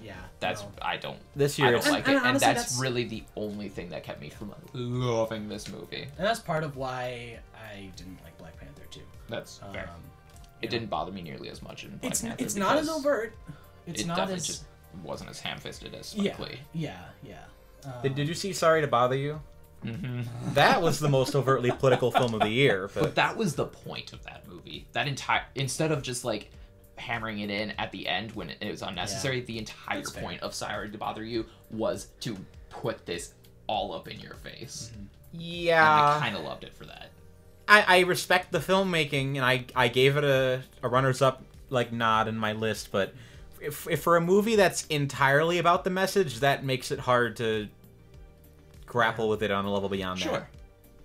Yeah. I It's liked a- it more for the balls than I did the actual It is message. a radical Marxist take on contemporary politics. Very So much so. I'm like, I can't get behind that. Yeah. communism. But again, let's bad. That's not controversial. Also- That's controversial to say nowadays. that's I know. genuinely I know. controversial. Communism is bad. McCarthy did nothing wrong. Well, two things can be true at once. This is the stance of the Group Think podcast. Moving on. I do write for a partisan blog now, so Woohoo! Is there such? Never mind. What? womp womp. Number 4, Avengers: Infinity War. just really did about as well as it possibly could have with the 10 years of build-up that it had. And this is not my argument. I'm stealing somebody else's, but I think it's very similar to I'm getting mixed up. Matrix Reloaded, I think, is the second one. Reloaded second, Revolution third. In the sense that its quality over time will be entirely dictated by Endgame. That's true. I think I really like Reloaded. I think it's a really good movie, but because of its inherent connectivity to Revolutions, it's garbage because Revolutions isn't that bad. If Endgame is moderately good, even, Infinity War will still stand up. If Endgame is great, I'm gonna be a very happy camper. If it's bad, I don't know what that means for the MCU. It means the MCU is going to be done within 5 years. If Endgame falls apart, here's hoping it's bad then. Oh, well, if my prediction is, if Endgame is anything below pretty good, it's going to mark the point in which people the diminishing returns start hitting the Marvel Cinematic Universe. Like I was deathly afraid for Infinity War. So and the fact that it turned out most everyone agreed that it's good. Yeah. Like the fact that it got to that point, it bought Marvel a couple more years. And I think as long as they'll get Guardians of the Galaxy 3 will come out. They'll get a couple more of the sequels people really want to see out. But at some point the diminishing returns are going to kick in, and they're just going to have to scrap the whole thing because it's not they're not going to have a 30-year project with this. They're not going to keep this going indefinitely. I mean, that's probably what people said about 10 years. Obviously we can't predict the future, but at some point, it's gonna hit entropy because there's nothing avoids entropy. So, yeah.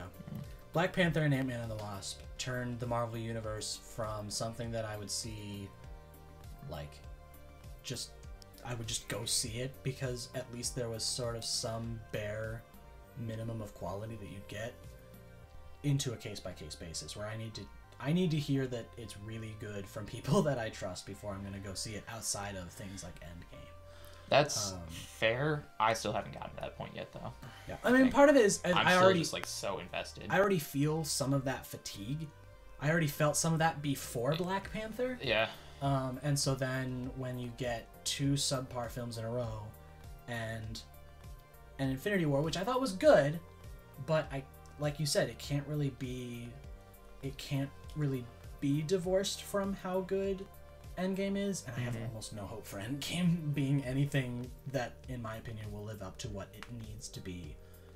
Wow. Because in my opinion, it needs to be significantly better than Infinity War to make both films worth it, and I don't see how that's possible. That's an interesting point, man. I think I give it a lot more leeway than you are. And I freely admit I'm way more cynical than you are. Marvel Cinematic Universe is a tower of cards. Yeah. It is one knock away from being destroyed. Mm-hmm. So obviously, we're watching it there's a bit of suspense going into it, just because we don't know what's going to happen. So I feel like there's more drama about the film development and the upcoming film releases than there are in any of the films. That's a bad thing. That's honestly a good insight. Good grief. Wow, you honestly made a good insight. I mean, no. I mean, I would quote that.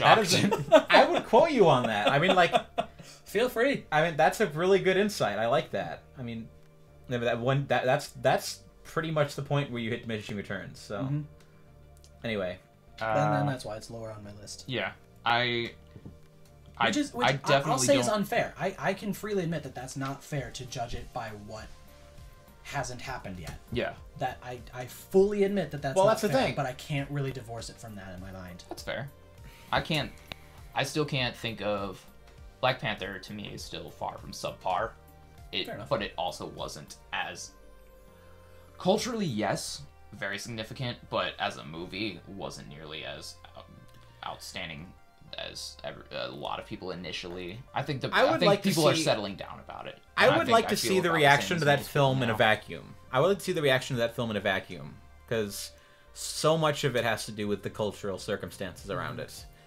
Like, I had the same problem with Get Out when it came out. Was I wasn't hearing about the film absent the cultural circumstances that brought it about. Yeah. So That's in a interesting. vacuum, in the long term, does it hold up? And that's the question I'm curious about. Somehow I avoided. Obviously, I knew it was going on, but somehow I avoided like the overpowering social commentary, or not obviously social commentary, but like the social discourse around the film. And I really just heard about Get Out as a film before and after I had seen it, and that's why it was still the best movie of last year for me. Because What about what do you think? What are your thoughts on Us?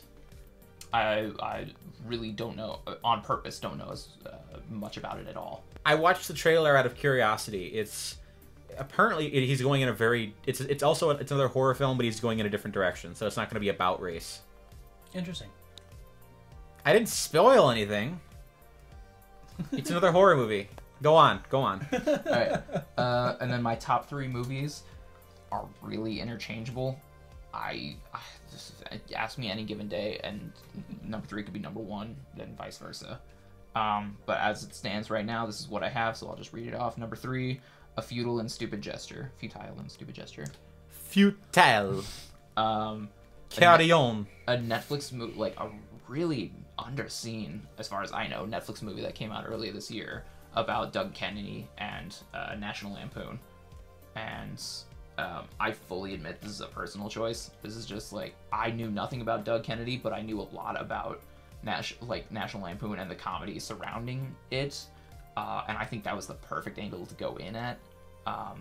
So, like, I learned a lot about him, but also got the fan service of everything surrounding him. And like I mentioned, I'm just a big fan of comedy, and it just, like, it hit every happy point for me. And, like, it's a flawed biopic, sure, but this is probably the most personal choice on my list. That it just hit everything I wanted it to be. Yeah, and anybody who loves comedy history, the life of a person who makes money on making people laugh, like I think it's right up. It was right up my alley, and hopefully it'll be right up some other people's alleys too. Number 2, the last documentary on my list, I promise. Won't You Be My Neighbor? Yes. Just the happiest movie of 2018. Like, there's Painfully happy. perfectly happy, painfully happy. It's so beautiful.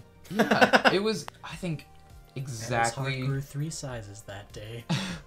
I think it was exactly. I have a heart. I mean, 3 times 0. Womp womp. Because of how 2018 has been, this was the perfect movie. Because it stood so far apart everything that's been going on this year, and I felt that I could just watch it, and it just It's therapy. basically just it's so. I feel the same way about this as I did about another documentary a couple years ago called Life Animated, which I talked about on. I chose it as one of my recommendations on one of the shows we did for the Fox Valley Film Critics. Just 2 unabashedly feel good comedies. Documentaries. Yeah. That and just sometimes I want to feel good about life, and these are 2 that Won't You Be My Neighbor is something I can put on at any time and just feel better about life, and that's pretty important. And then number 1, 8th Grade. Okay. Interesting. How did Bo Burnham make a movie so perfect as this in his first It is. try. It is the best movie ever made about social anxiety. That's a broad statement. Yeah. It's my favorite movie ever made about social anxiety. It's the only movie I can think about right now that is You see about this? social You anxiety. see, now you can see why we relate to it. It just felt so this is painfully human. Like, he captures what it feels like to be going through puberty in a way like shouldn't be possible to put on screen, not actually like thinking about your own memories. Like, and the fact that so many people can relate to it is like, how can you feel so isolated at that time and have that be so universal? It just doesn't make sense, and Bo Burnham somehow captures that, and it still baffles me how he did it so well in his first movie. If he doesn't win, I don't even think he'll get nominated for Best Director, but he should win. And I know the gulf between nominations for Best Director and wins are miles apart. So yeah, and it's A24. And it tops my list. So there you go. There you go. I'm wrong about everything. So. Speaking of me being wrong about everything, I'm just gonna be. I released 2 separate lists just because I work for multiple publications. And they're completely different. Well, the bottom few on the list are Actually different. flipped. You have to watch both. You have to read both to get the I'm just full- saying, the Geeks Under Grace one I wrote before I saw everything because they was due mid-December. So, waiting a couple weeks, I added some more movies to it and rethought it. And the top 8 are the top 7 or 8 are exactly the same, but the bottom ones are different. And this added 5 more. So, the 15th favorite is They Shall Not Grow Old, which Dad and I talked about today. So, yeah. which is I Peter. want to see it. You do? We don't. I do. It's Peter Jackson's newest movie. It's a documentary about World War One. So Interesting. and he just used recolorized footage from the Imperial War Museum and interviews to just kind of recreate the experience of being a World War One soldier, and it's really, really good. It's Peter Jackson, so it's a technical achievement. Oh, Which is exactly. super cool. I love it so much. And next one, I gave it to Black Panther, which, I mean, obviously, it's what it is. So I mean, I should say, like, Black Panther is 21 on my list. I like it. yeah, It's just not perfect. I'm sure if I saw worse movies, I would like Black Panther more. oh, that's brutal. Yeah, well, I mean, no, I mean, I saw like, 43 movies worse than Black Panther. yeah, I mean, I see. I didn't mean that as a savage burn.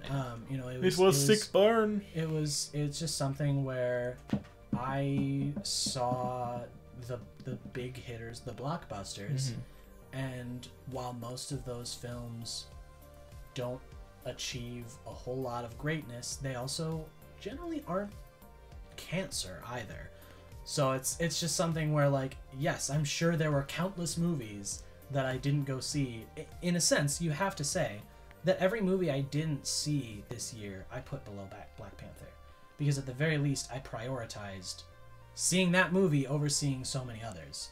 How dare you try to defend yourself from being proclaimed a racist? How Oh, dare you? it's This is current year. it is current year. It is the current year plus 3. No, I mean, 2015 was the current year, and it's been 3 years. So. If someone wants to call me a racist, I'm going to demand better evidence than me not liking a movie. You're not supposed to demand evidence. It's not how it works. You have in no current- rights as a racist. That's not how it works in current year plus 3. Anyway, wow. moving on. Just the fact that you... I haven't seen Fallen Kingdom, but the fact that you have that, Ready Player One, and Ant-Man and the Wasp over Black Panther... You are racist. It's it's your opinion, so I Moving can't on. dispute it, I but felt like that just... movie was a complete mess and didn't really even know what it wanted to do. Okay. So. Next one is You Were Never Really Here, which was what's his name? I forget the name of the actor, but Joaquin Phoenix. Joaquin Phoenix. It's his it's essentially his homage to Taxi Driver. He's playing a Bickles kind of character. He's an Iraq War vet, comes back, and the whole movie is just this nightmare of a guy who just gets caught up in a government conspiracy he doesn't understand. So I have heard nothing but outstanding things about this movie. I haven't seen Yeah. it, and also it came technically, according to IMDb, which is how I rank my movies by year. It came out 2017, which is why I didn't prioritize watching it for this list. yeah, I would But I say still it's very my much wanna 13th see favorite. It was near the top for a while, but the second half of the year really filled out. So 12th is Mission Impossible Fallout. The only reason it's lower is because I only saw it once, and I think I need to see it a couple more times to get a solid opinion on it, because seeing the movie the first time was kind of stressful. So it's Yeah. and I had a rough night because I didn't. That was the night the Movie Pass started falling apart. So at that point it was The I was day 10:30. Movie Pass died.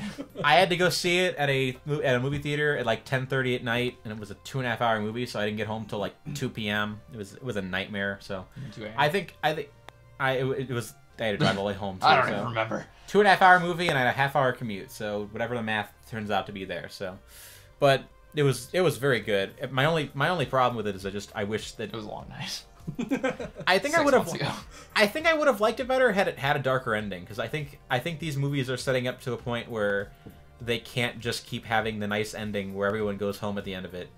I don't see why not, because they've been incredibly successful at that. But they keep building up the As cast. somebody who They keep- didn't see Mission Impossible Fallout, it felt like that was the point of Mission Impossible Fallout. Well, they're just doing the Bond thing where every movie ends on a happy ending, and I think this series could do better if they were building up to a point where everything got thrown in danger, or at the very least everything got the status quo got thrown into question.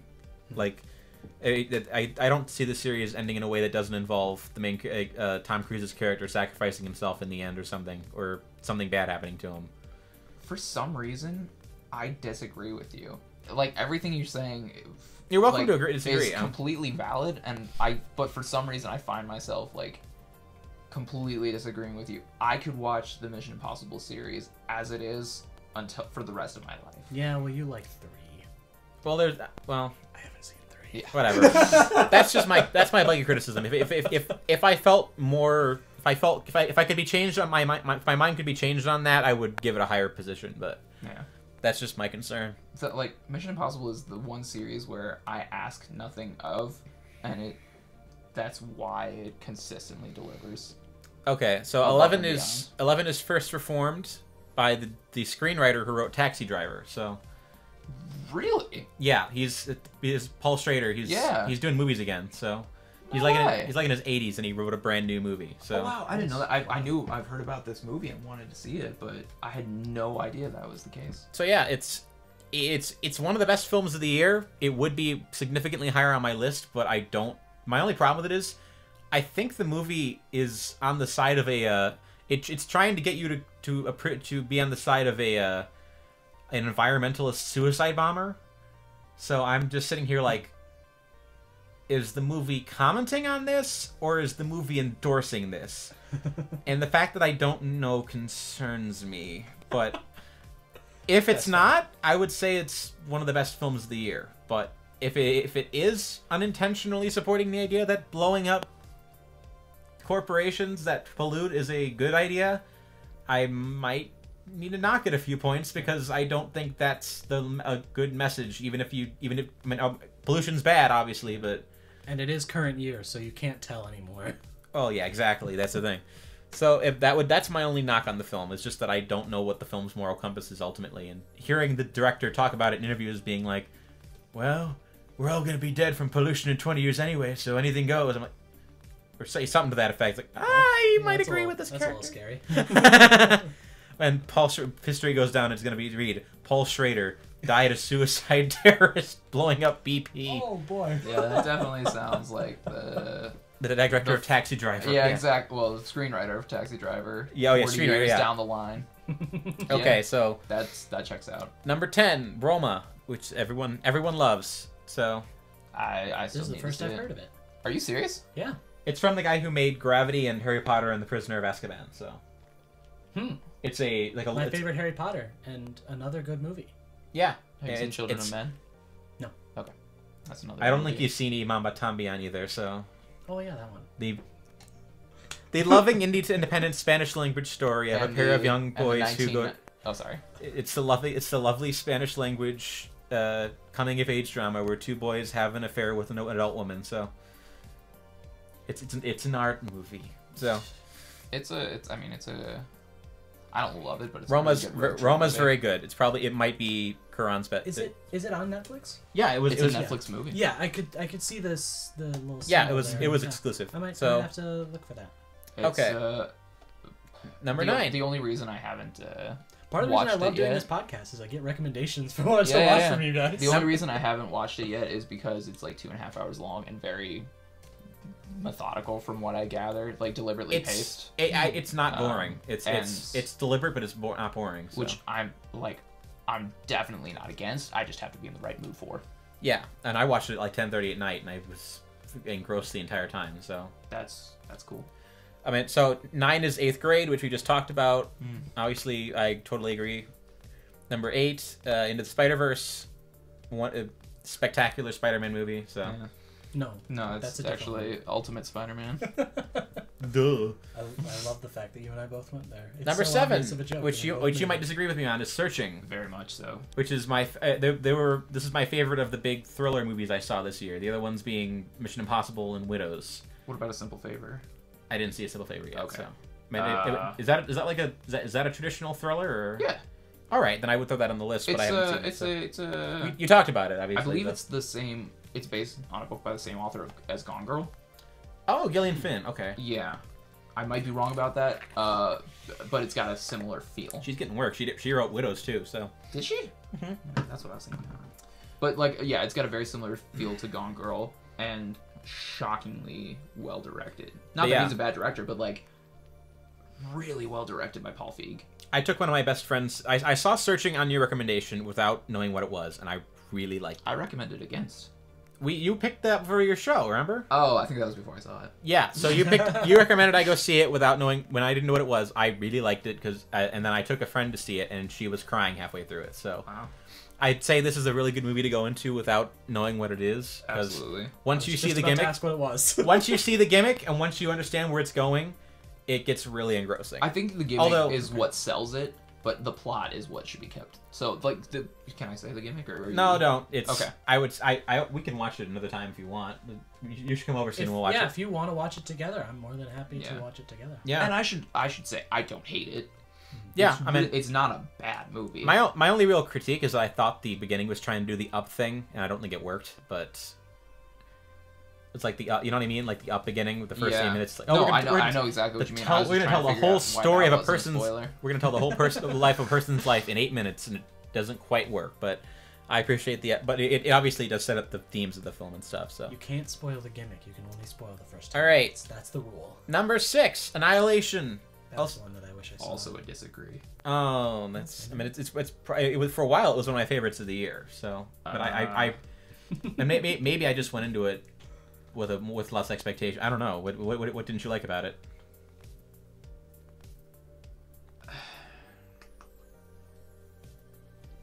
Part of it is like trying to articulate, and also part of it is trying to remember, because it was a very like. It was a very. I hate people that. Well, I don't hate people. I don't like when people have the opinion Excuse me. that weird is bad. Sorry, I need to use the restroom real quick, but I'm listening. Okay, I'll just talk louder. Can you guys talk for like 2 minutes while I bring? Should I talk about something else, not Annihilation? Yeah, I'll be back in like Okay. 2 minutes, So the gimmick of searching is. Darn it! You can't stop us anymore. Can do whatever we want. It's not gonna change my mind. Close the door. I can't edit my brains. Not yet. That I know of.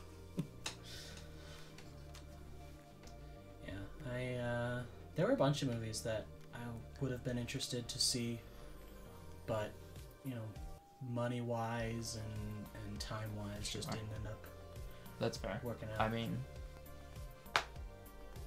I keep wanting to talk about Annihilation. Yeah, it's difficult. Annihilation was one of those. Because of the whole Movie Pass thing, I didn't see as many movies in theaters, so I like the last couple months, really after October, after I stopped watching like my October horror movies, like November to December have been all like trying to see as many 2018 movies as I could. So like I probably watched like 25 movies in the last 2 months just from this year, in order to prepare for this moment. Yeah, that's the best I could come up with. So you could have a fuller opinion of things. Yes, a fuller house. No. Thank you. No, man. I see. It would appear I've been supplanted. We were bad By mouthing you the whole feet. time. By feet. That's how replaceable I am. Yes.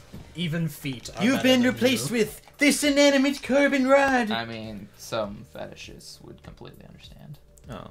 Anyway. And So what was- well- on to the next topic. So Annihilation. Yeah. Natalie Portman's feet are. Oh boy.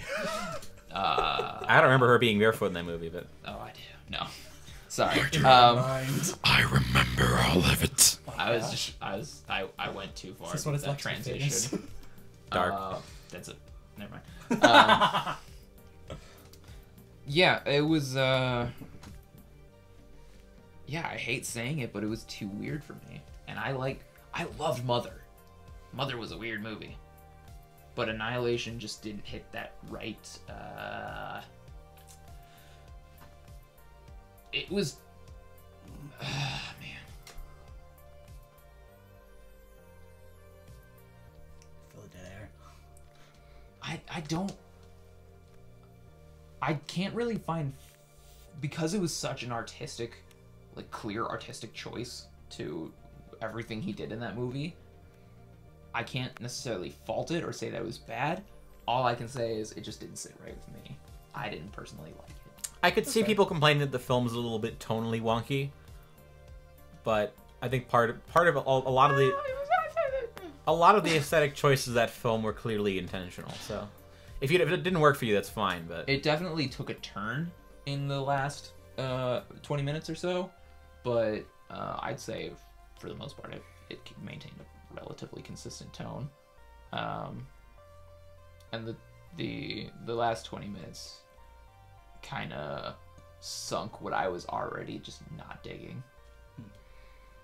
okay, I mean, I take the entire opposite view. I loved it in a lot of the same way I like 2001 and sort of like Solaris. So I love 2001. I haven't seen Solaris yet.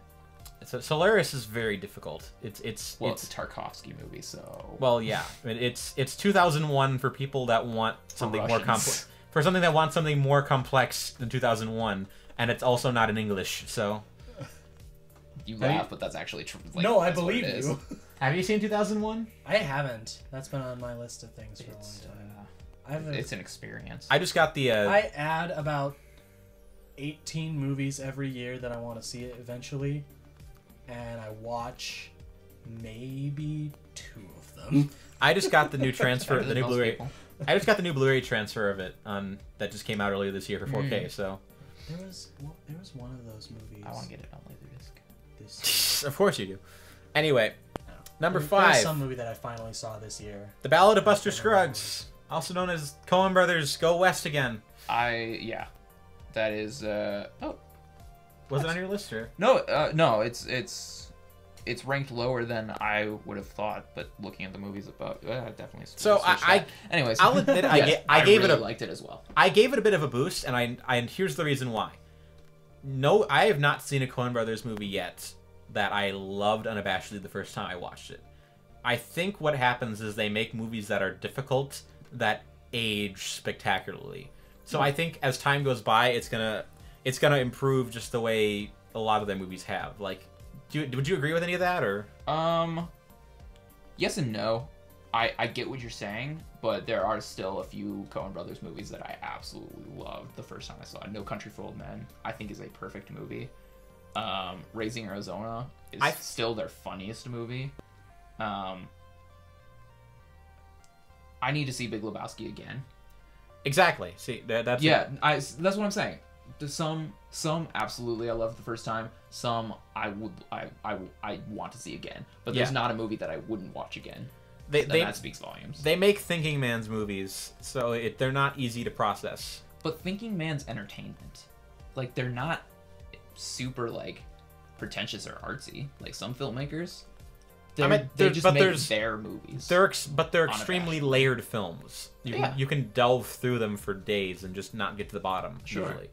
So that's what makes them so interesting. I think they're gonna go down as like one of the great modern directors. I think they already have. Like I'm curious as to who, like 50 years from now, we look back on as the guy that was the most important person at the time. I think they're gonna be it. I think they're gonna be up there. It's hard for me not to go with Christopher Nolan. In terms of influence, yeah. I mean, I don't. I'm curious if he's gonna be recognized the same way we recognize Hitchcock or something like that. Yeah, I think the significance and sort of what he brought to movies is definitely going to be remembered, but I don't know that he has the same consistency to be that huge of an icon. I would add it. Have you seen some of his older stuff? Some of it, yeah. Like if you've seen Prestige and Memento, there is consistency in his work. No, so. I'm not saying there's not consistency. I just and I'm sure that a lot of the old directors that we sort of think of nowadays had plenty of flops as well. But I guess Even Stanley Kubrick, who I consider to be the best of all time, has made some movies that I never really feel like I need to watch again. Sure. I guess too. I feel almost like I love Christopher Nolan. I do feel like it's a little bit like his contribution is almost more just trying to shape what movies are as opposed to be remembered in that way. That's true. Um, The best maybe quote I've I'm heard. wrong. The best Well, quote no, I've. it's The your best opinion. thing You I've can't heard be on- wrong about it. I don't know all that much about a lot of directors. So here's the thing. The best quote I've heard from Nolan came from a critic called Film Crit Hulk. He said, "The best thing about Nolan is he's the kind of director that makes other people in Hollywood want to do better." Mm-hmm. I think that's the best thing you can say about him is that he makes Hollywood want to play around with actual film stock again. Makes them want to play with less CGI. And that's probably a more articulate way of saying what I was trying to say. So not everything he does is great, but his influence is mostly good. Except for something like Warner Brothers that just takes the most shallow version of his film philosophy and makes Batman vs Superman. But... Yeah, I absolutely agree about his influence, but I also think he's made 4 or 5 movies that I consider to be almost flawless. Yeah, and I would All right. I would agree. Which is Yeah. and he's saying out of like 9 movies, he's made like 4 or 5 that I consider to be the best of that decade. And he's still not near the end of his career either. So not even close. That's I true hope. as well. Yeah. I mean, he's young, so I Yeah. think he's probably got another couple decades. So in him. like Memento, Batman Begins, Prestige, Dark Knight, Inception. Mm-hmm. Those are 5 movies that I really can't find a flaw in. Yeah. And you can have they can have good conversations about like Interstellar and Dunkirk as to whether or not they're great. So I would throw them on the list of at least possibly great. So They're definitely not bad.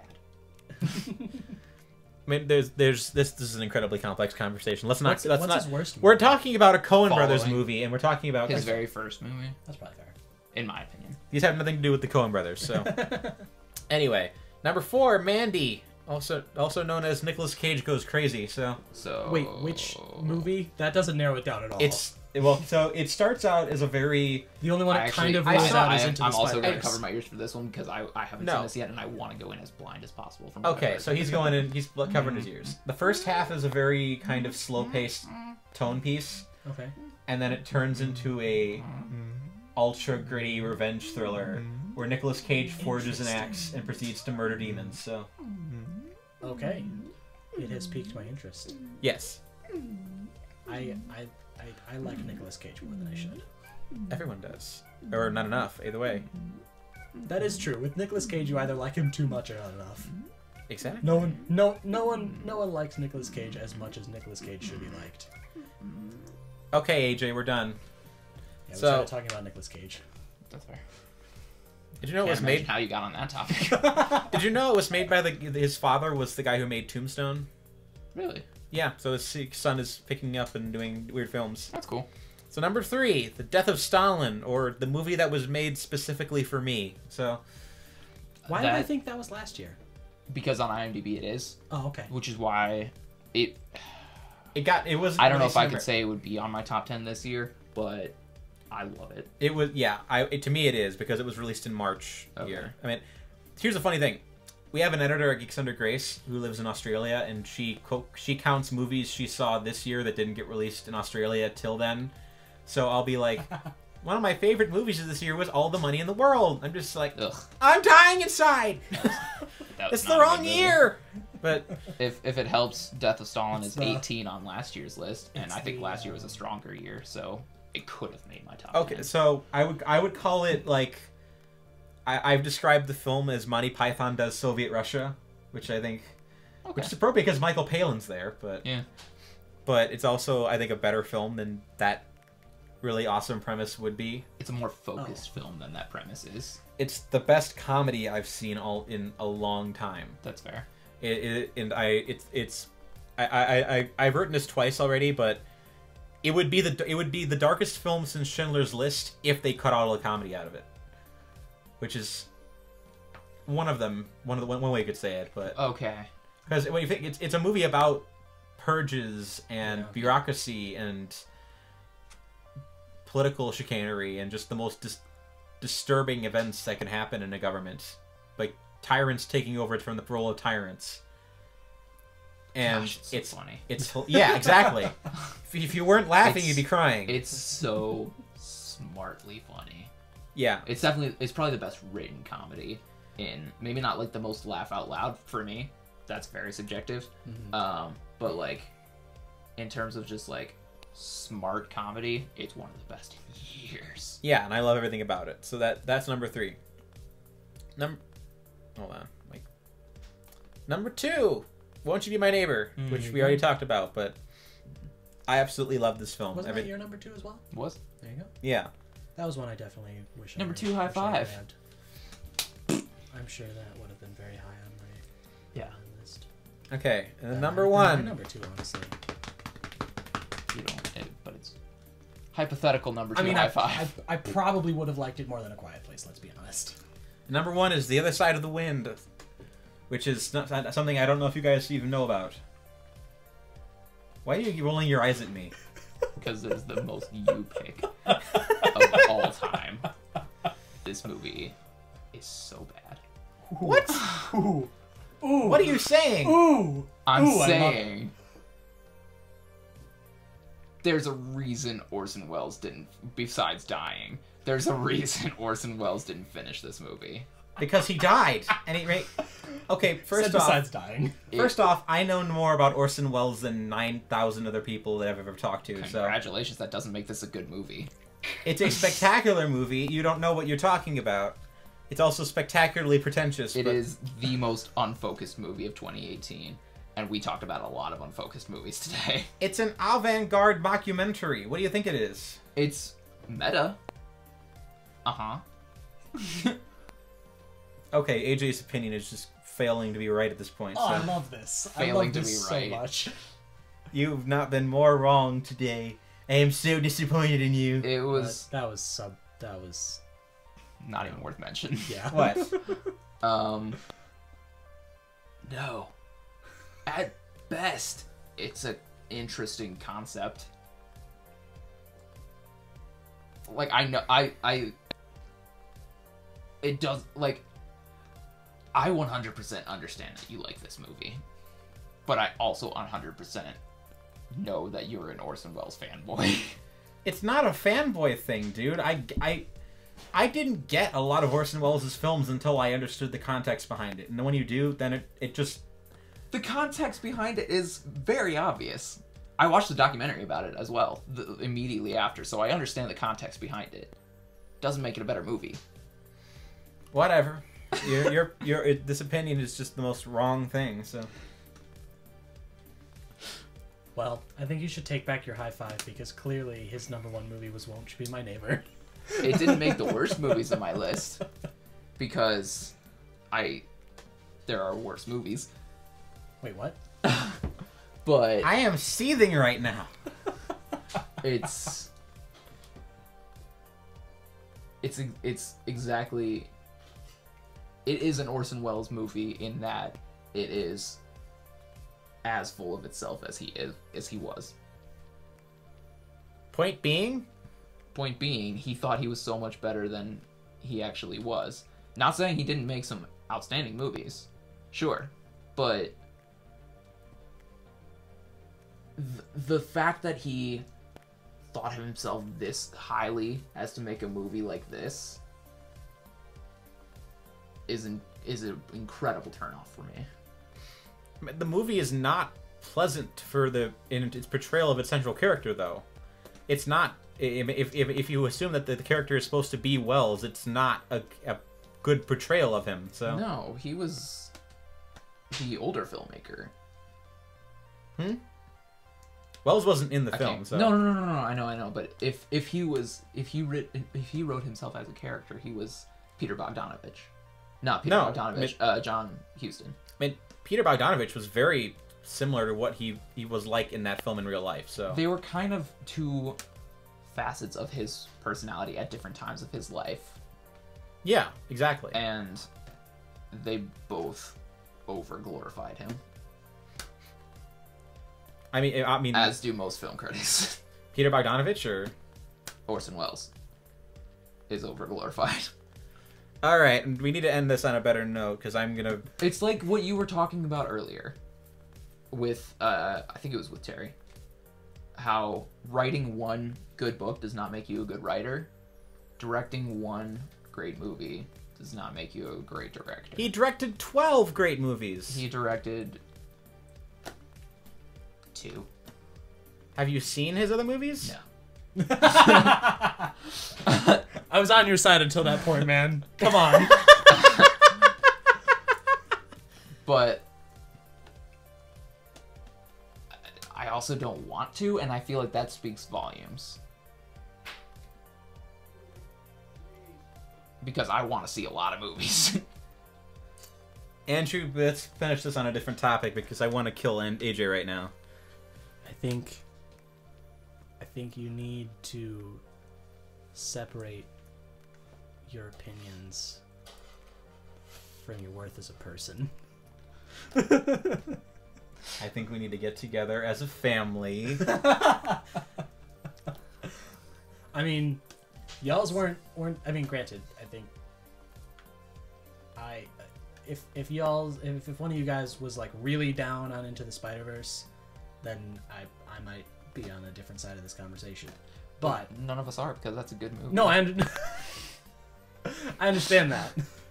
But I mean, so because I'm just thinking. I mean, you obviously had a lot of bones. Well, maybe not a lot, but you had some bones to pick with A Quiet Place, which was my number 2 It's slot. really just one thing that for some reason really grated on me. Yeah, and I think that's perfectly fair. It's definitely something I thought about, but I don't know how much of this you're just playing up for the bit because that's... No, I'm really mad. You don't realize how much work I put into Orson Welles in the past 2 months, so maybe that's why. I think you just dug your own grave. I did not dig my own grave. I know exactly what I did. helped. I started. Like, I got the first 3 feet. No, I'm standing on top of the grave and you're just throwing dirt at me with a shovel. But you're still on top of the grave. And also very dirty. Refusing at this point, to admit that you're covered in dirt. It's hard to tell. It's hard to tell who's looking at it from what perspective and what's actually going on. We're like in the There's graveyard dirt of the good, the everywhere. bad, and the ugly. Well, I have a documentary on Andrew YouTube. doesn't have bullets in his gun. I have a That's- documentary on YouTube You're with 250 views, and I don't remember the characters' names. I just love the score. I have a documentary on YouTube That's with 250 also views something and I a could 50 say that's really and a good 12,000 about word Into the essay on Spider-Verse, because Good soundtrack. good soundtrack. Not I think stellar. I think I still like Black Panther's better, but they're both great. Black Panther, if I had to give a really good thing about it, I did like its soundtrack. Yeah. Do I like it better than Into the Spider-Verse? Maybe. I will admit I've listened to Black Panther's more. Yeah, I'll give it a maybe. Because And part of that is I don't know, because I'm usually fairly disappointed with the soundtracks in the MCU movies. Score or soundtrack? Sorry, I mean both, kind of. Score, I'm behind you 100%. I mean, Iron Man, Guardians of the Galaxy, like, they kind of killed the soundtrack game. Guardians of the Galaxy, absolutely. Well, the first one. The second one to a slightly lesser degree. Okay. But I don't feel like any of the other ones are particularly. They're not as soundtrack heavy. Yeah, no, that's true. I mean, it's been said before, and it's kind of cliche at this point, but in Guardians of the Galaxy, the soundtrack is its own character. Yeah. And there is a lot of truth to that, and it works very well. And I think Iron Man would be probably the next best example of that, where it's just like the soundtrack is just pure Tony Stark. Yes. It's not its own character, but it fully backs up the main character, and it does its purpose that way. That's fair. It definitely does. Like, it definitely does a very good job of selling you on Tony Stark. Kicking off the movie with AC/DC's Back in Black just sets the tone for that entire movie. Yeah, and that is just so Robert Downey Jr.'s Iron Man. Like that is. I think there is some fairness in that. But yeah, no. When I said it, I was referring to the score. That's primarily. I do have to say, even the score, I was more impressed with Black Panther than I think I have been with, at the very least, most of the other Marvel films. Okay, I thought of something we can talk about that'll get my seething away for a minute. I thought that's what we were doing. Yeah. Movies you're excited for in this year that aren't Avengers or Star Wars. Wait. In 2019. Yeah, okay, yeah. I mean, Star Wars. Movie? No Avengers or Star Wars. I mean, Avengers. Yeah. You guys Really? suck. Captain Marvel. I'm not seeing Captain Marvel. You sexist pig. Yeah, that's what I'm going for. I'm going for the most offensive person. I'm like, man, Donald Trump has it going running away, but I want that title, man. I'm genuinely like, what's your reasoning? Well, I mean, kind of like what I said before is I'm not just in for Marvel anymore. Are you gonna wait if the buzz is good? Will you go see it, or are you just absolutely against seeing it? If the buzz is good, I might see it. Okay. If the buzz has to be very good for me to see it. My only concern with the film is that I'm not familiar with the directors. I think that could be what kills it. If it's not skilled directors, they could make a subpar film. But and honestly, this is the first Marvel film they've made that and yes, this is even including Guardians of the Galaxy, that I am very unfamiliar with, and what I am familiar with, I don't really like. Really? She is. I love her character. I love Carol Danvers. Yeah, I think she's maybe the most badass female Marvel character. That's probably true. I mean, that's almost certainly I would true. say I would say I like most of the X-Men women more than her, but it depends on the portrayal. That. It depends on the portrayal. You're very agreeable today. I don't know how, but I managed to forget about the X-Men. You also managed to agree with everything that was said, even like completely differing opinions. No, it was something where he mentioned the X-Men, and I was like, oh yeah, every single X-Man. That's right, X-Woman. I've actually been working on a Geeks Under Grace piece about upcoming films, and that's not me. It's probably Andrew. I mean, one of the stipulations I wrote for the article was don't mention Avengers or Star Wars because I want people to talk about other good films that are coming out. So, It Chapter 2. Yeah, that's one of them. I had a list of 8 that are kind of piquing my attention. Honestly, I know more that I'm not excited for, and I'm going to avoid. So I'm gonna just say my list. I mean, it's gonna be on Geeks Under Grace in a couple weeks anyway. But before you do. Oh yeah, well, I'm nervous about it. The trailers haven't been good, but I've been a little bit disappointed. Is not quite the right word. The jokes that they're showing off in the trailer are not as good. No, that is for sure. It's from Phil Lord and Christopher Miller, the screenwriters. So it might have something to it, but I'm very nervous. Yeah. I didn't see Lego Ninjago. I heard that was pretty bad. It's bad. It's very bad. So I at least don't have an easy like cinematic memory of those movies being bad. So I'm going into the Lego Movie 2 with the Lego Movie and Lego Batman. So I'm super pumped. I also didn't see Ninjago. I'm not sure if the Lego Movie was overhyped for me or if it just didn't work for me. But I didn't come away from it as hyped as it seemed. I believe it was your number one movie of that year, right? Which one? Lego Movie? It was either Lego Movie or Birdman. I don't remember. I know for me, I had Lego Batman as my number one. Well, they come out different years. Yeah. Oh, but you're just saying for that year. Yeah, for that year. Yeah, Lego Batman. I really liked Lego Batman movie. I think that's all I'm gonna say about it. I think really liked Spider-Man. Lego Batman I think movie. Spider-Man was a better version of that premise. The new Spider-Man was a better version of that same kind of premise. Lego Batman was funnier. Into the Spider-Verse was deeper. I feel like I know It's what such a you're, good way to put I it. feel like I know what you're talking about, but I don't think they're as easily comparable in that way as you think they are. I think they are. That's fine. I disagree. I mean, Because I think they're trying. I think they're trying to be very different movies. Anyway, I want to list off the 8 movies that have my eye at the moment. sure. First one is the one I'm most excited for at the moment is the Dragon Ball Super movie, which I'm super fanboying about. But honestly, it looked like I haven't seen anything but since the second trailer but I know I've had a couple things spoiled for me because nothing stays secret on the internet right now. But it is one of the most beautiful looking animated films, like hand drawn animated films I've seen in a while. Like they've revamped the animation style completely, and I love everything I've seen from it. And it might be one of the best looking films of anything that comes out next year. Next is The Kid Who Would Be King, which is from the guy who made Attack the Block.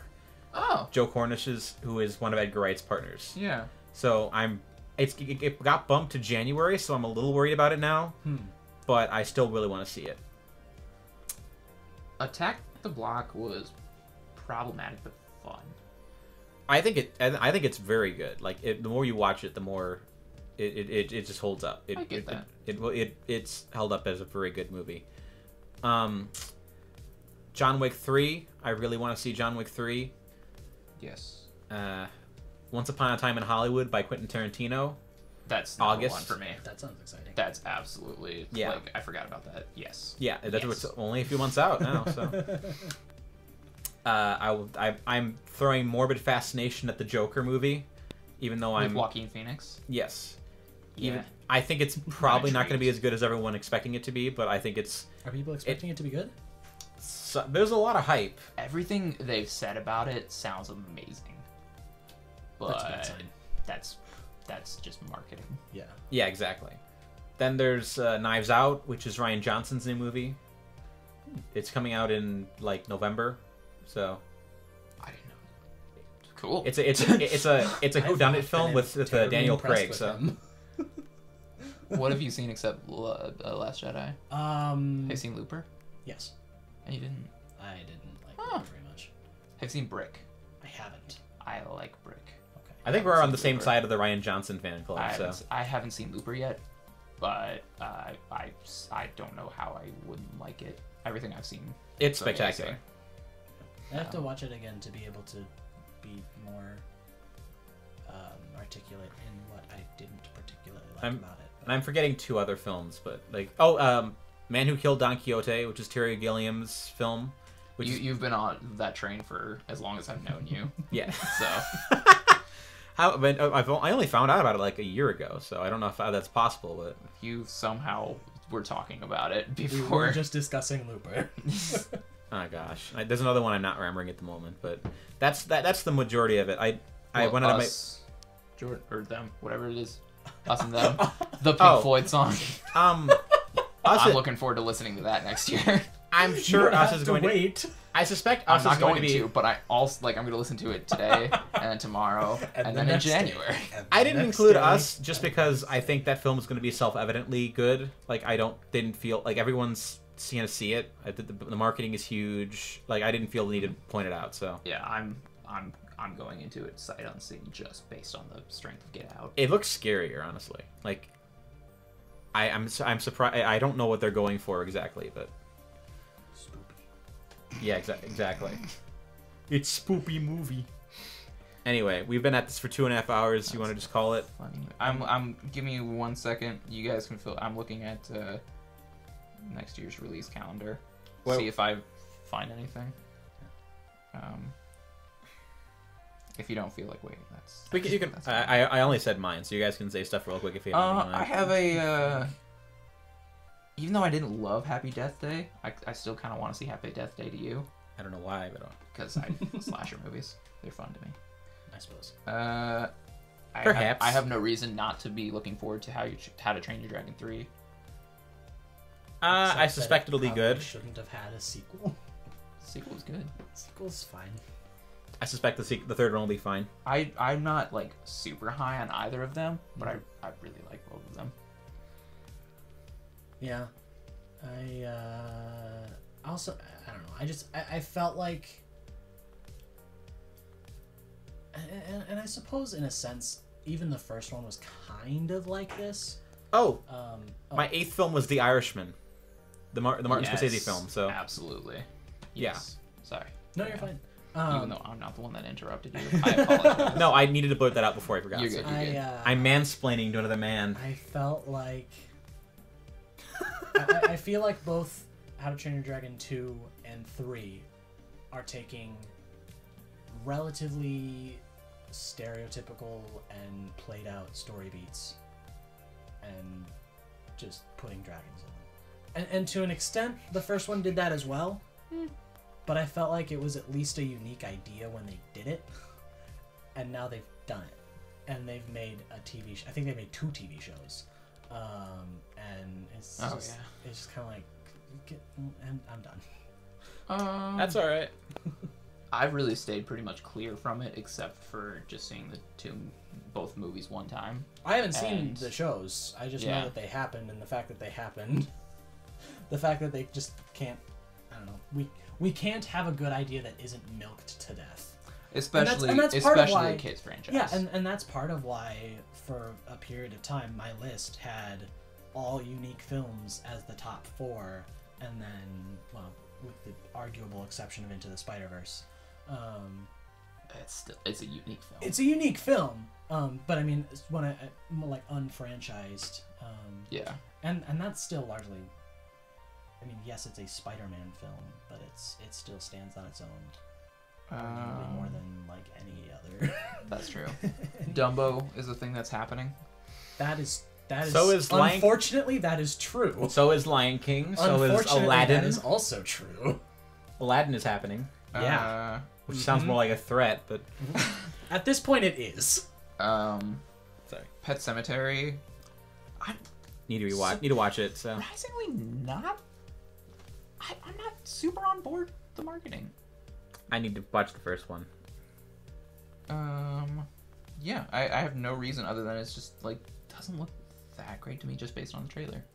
But I'm still interested in seeing it.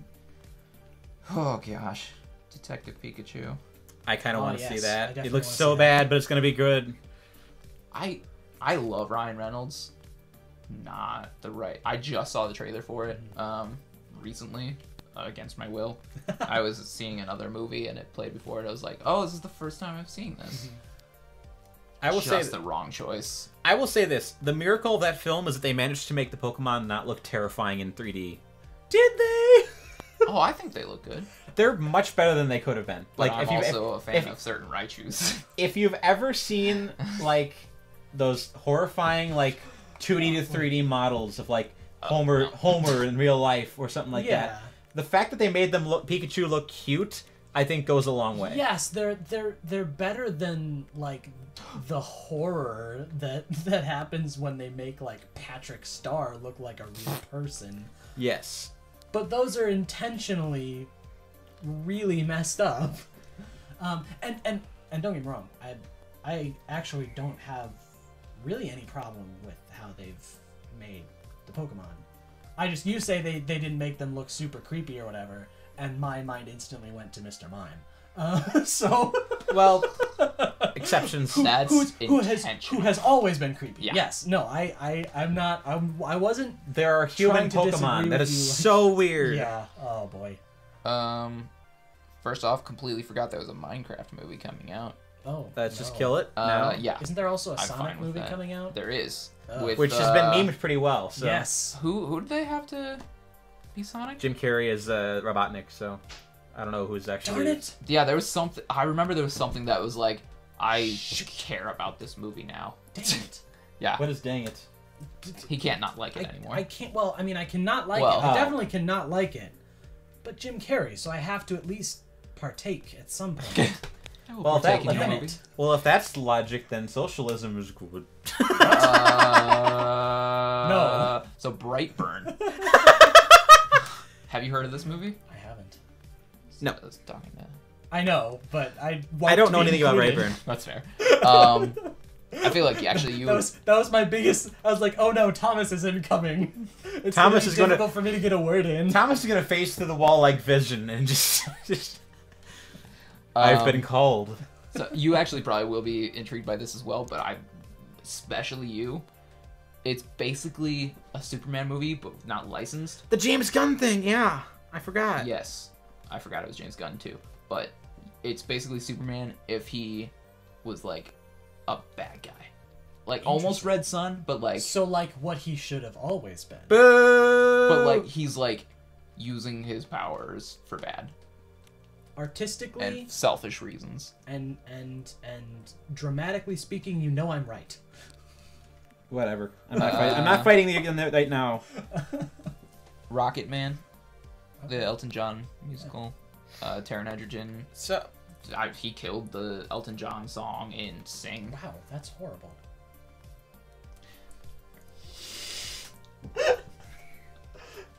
Stupid jokes. It's all I'm good for anymore. I haven't seen the 2014 Godzilla, but I'm still excited for Godzilla King of Monsters for some reason.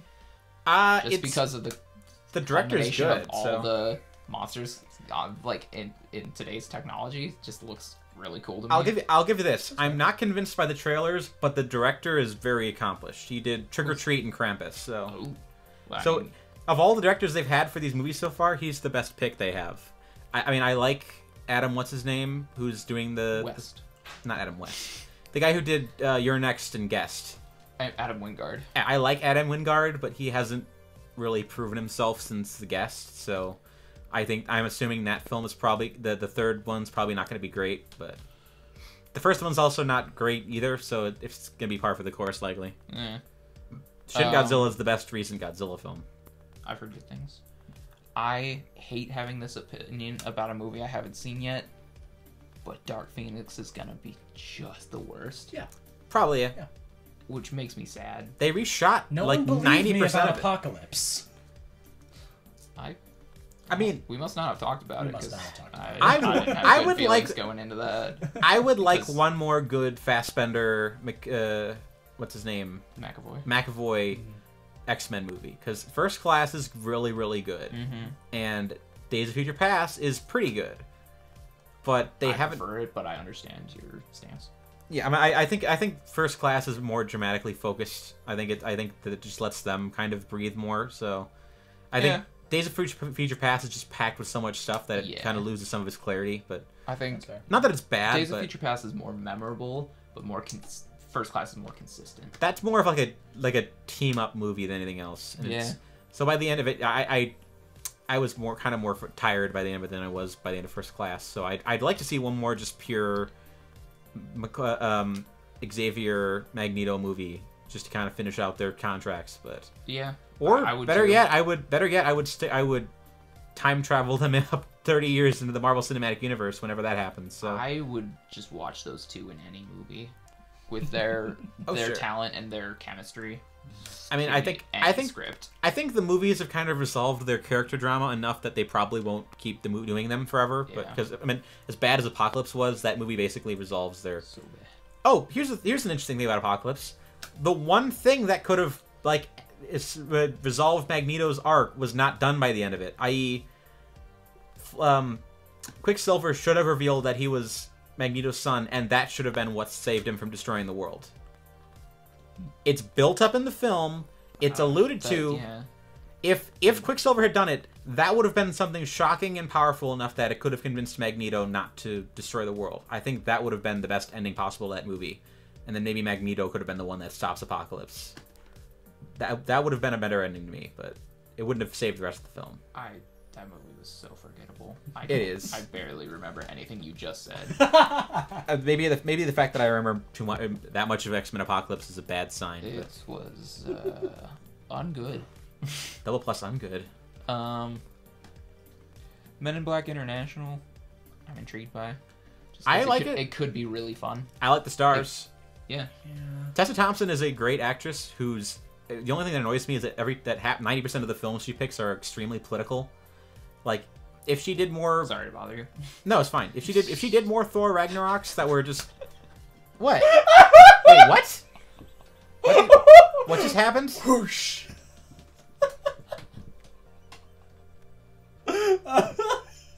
Am I being conspired against? Wow! That was the most unintentional Marx Brothers moment I've ever been a part of. I missed it.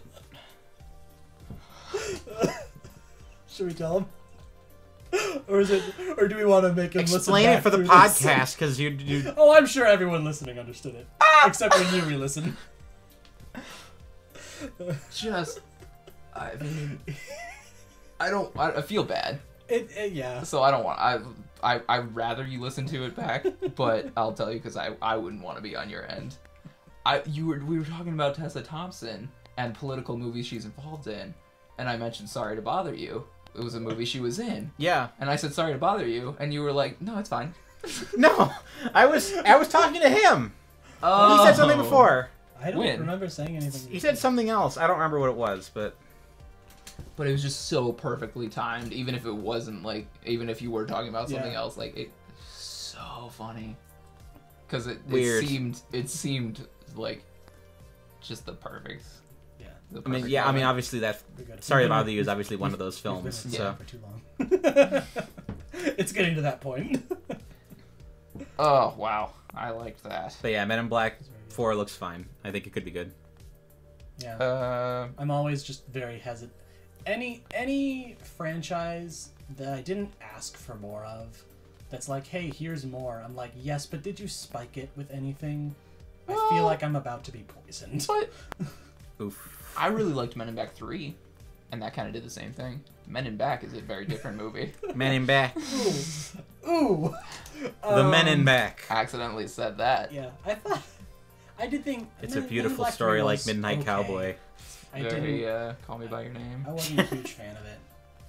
It did have that one incredible character that is like the only reason I liked it. Which The one who's like perceives all time at Yeah. the same time. so- Really? Oh, I thought he was kind of the worst part of it. Whatever. He It's- might be, but Yeah, I he was also like, I don't know. I felt like he was the funniest part, and he also wasn't retconning the crap out of that movie. So Whatever. The characters are less interesting than the concept in those movies anyway. So June 21st is going to be a very diverse weekend. Okay. We've got, well, actually, two of them are very, very similar. Child's Play remake and Grudge remake. okay. I have more hope for the Child's Play movie than Grudge. But also Toy Story 4. I Which might could not go see either that. way. So Say what? I might not see that. I'm not. I'm upset at Disney right now.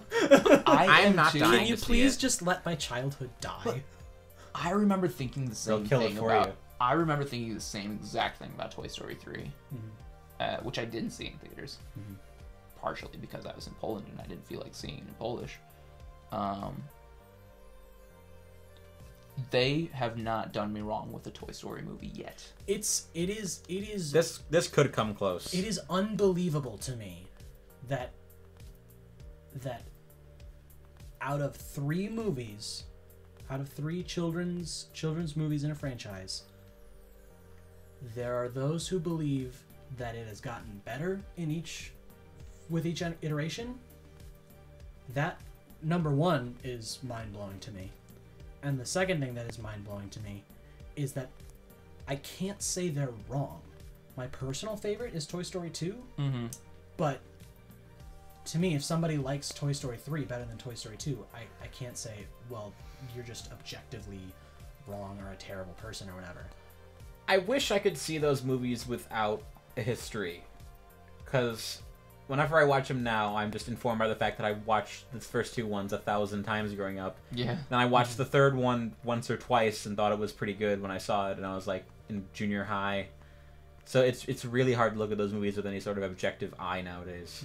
That's fair. I think my personal description of them would be Toy Story 1 is... It's a Joss Whedon movie. What? It's a Joss Whedon movie. Joss Whedon wrote it. Oh, okay. Did he actually? Yeah. Interesting. That's I why didn't- some of the I lines didn't are so know that. memorable. I did not know that at all. Yeah. I'm Woody. Howdy, howdy, howdy. I thought you were making some other sort of Yeah, No. analogy. No, other I'm sort not of- even. And I was like, I want you to explain this immediately because I'm very No. interested. I mean, it was Very lost. I did not know that at all. That's super cool. Yeah, that is really cool. I was gonna say I might have to say it's the best because it's the first. Mhm. And again, Three- that's entirely fair. Like, 3 is the most emotionally impactful. Mhm. 2 is probably my favorite. Well, 3's kind of mining nostalgia for the first two, so I think that But might... it does it right. kind of, but yeah, like it I- does a surprisingly good job of it, and not of just feeling like a pure cash grab. I remember... I And don't that's I don't part of my agree with issue him. with Toy Story 4. I is don't that- agree with what he said, but I remember I listened to Nostalgia Critic's point on Toy Story 3, and he's like, I have no nostalgia for the first two movies. Seeing the third one comes off as incredibly sappy to me. And I'm like, I could say that. Yeah, I can, I think that's valid, and that's probably true. Obviously, I can't divorce myself from my childhood, and frankly, that may be even part of why I like Toy Story 2 better, because we actually had Toy Story 2 on VHS, so I could watch that repeatedly, and I didn't see Toy Story 1 as much, so obviously you can't take nostalgia out of it, but I do think that, I mean, it's almost, if you wanted to compare and contrast it this way, you could compare it a little bit to the issue that we had with the Solo movie, where the Solo is hugely playing on nostalgia, but then it's like in its one little adventure, all of the things that we think are cool about Han Solo and all the things we've been knowing about this entire time happen. And Which is that's the just a inherent little- problem with most prequels. Yes, yeah. But I do think that what we see in Toy Story 3 is some of that nostalgia play. But I don't feel like it's specifically nostalgia for Toy Story. I feel like it's more playing on nostalgia for nostalgia. I feel like a huge part of the emotional impact of Toy Story 3 isn't that you know these characters. It's that you also had toys growing up, and you also had to give that up and do something else one day. And I think that's more where the nostalgia comes in, not specifically to the story or the characters. But I could be wrong, or somebody could disagree with me. That is far more likely. Either They're or. both pretty likely. I agree with pretty much everything he said. What Disney movie is coming out next year? It's not... I mean... What There- weekend there- is there not a there's- Disney movie coming out? What's the big animated one next year? Well, here's a debate: The Lion King. No. Right. I mean, that's not what I mean. You know what I mean? Lord. That one is like rendered to look live action, so I'll technically call it live action. Let's remake this animated classic. It's in going live to be action. terrible. How are we gonna do that? We're gonna animate it. Genius. I couldn't care less about that debate. I just like stoking the flames. Well, they could. Their options are do it with CGI or do it as like some sort of weird impressionist like thing, like the Lion King musical. Wait, hold on. What if? Crazy. What if they didn't and just let my childhood die? I don't follow. Shocking. Unbelievable. September. Future releases. Look at that. Oh gosh, Frozen 2. Yeah. Yeah. It's not even my childhood that they're ruining, but they're ruining something. September. No, they're going to profit. They're going to make $1 billion profit. Wait, what? They're making what? What? Maleficent 2? Yeah. Where? I heard about What? that. Oh, that's weird. How? Why? You can't even. They can't even let You them okay? killing my childhood die. Well, They're like, not only are we going to kill your childhood in a way you don't want, We're gonna resurrect it. we're going to kill ourselves while we're killing your childhood in a way you don't want. Murder suicide. It's oh my gosh. Onward sounds pretty good, which is I actually liked Maleficent more than most people should. I didn't see it. Because at the very Most least people it was, should. it was well, it was like again, so I really enjoy unique ideas. And while Maleficent wasn't very good, it was retelling their animated tale in live action in a unique way. I've said this before. The most interesting live-action Disney movies are the ones where they remake bad movies. So, like, Pete's Dragon is probably the best of this cycle. I really like Cinderella. You can like that. I mean, I think Cinderella is... Nah, At the very least, I'd say he they- said it was funny to me. Oh. At the very least, I think they hit it from a slightly different angle, i.e. just to make it more of a Victorian drama. Yeah. I mean, the closer they get with something like Beauty and the Beast, The Lion King, the more cynical it I gets. did not And- like Beauty and the Beast. And that's the thing. Is Exactly. It seems like, Jungle Book they're was going. good. Jungle It Book. seems Jungle like Book was they're also going from trying to at least add something resembling a twist to tell these films in a different way, or to tell these stories in a different way. Jungle Book had a Going to completely just, different like, ending. So Shot for shot remakes. And I liked Jungle Book. Now, part of the reason I think I liked Jungle Book was because I don't like the animated one all that well. Like, it's fine. But I think it's fairly weak, and so when they remade it, and I think in a lot of ways they made it better, and I didn't think it was all that great to be with. Like, so here's my biggest issue with Disney remaking everything.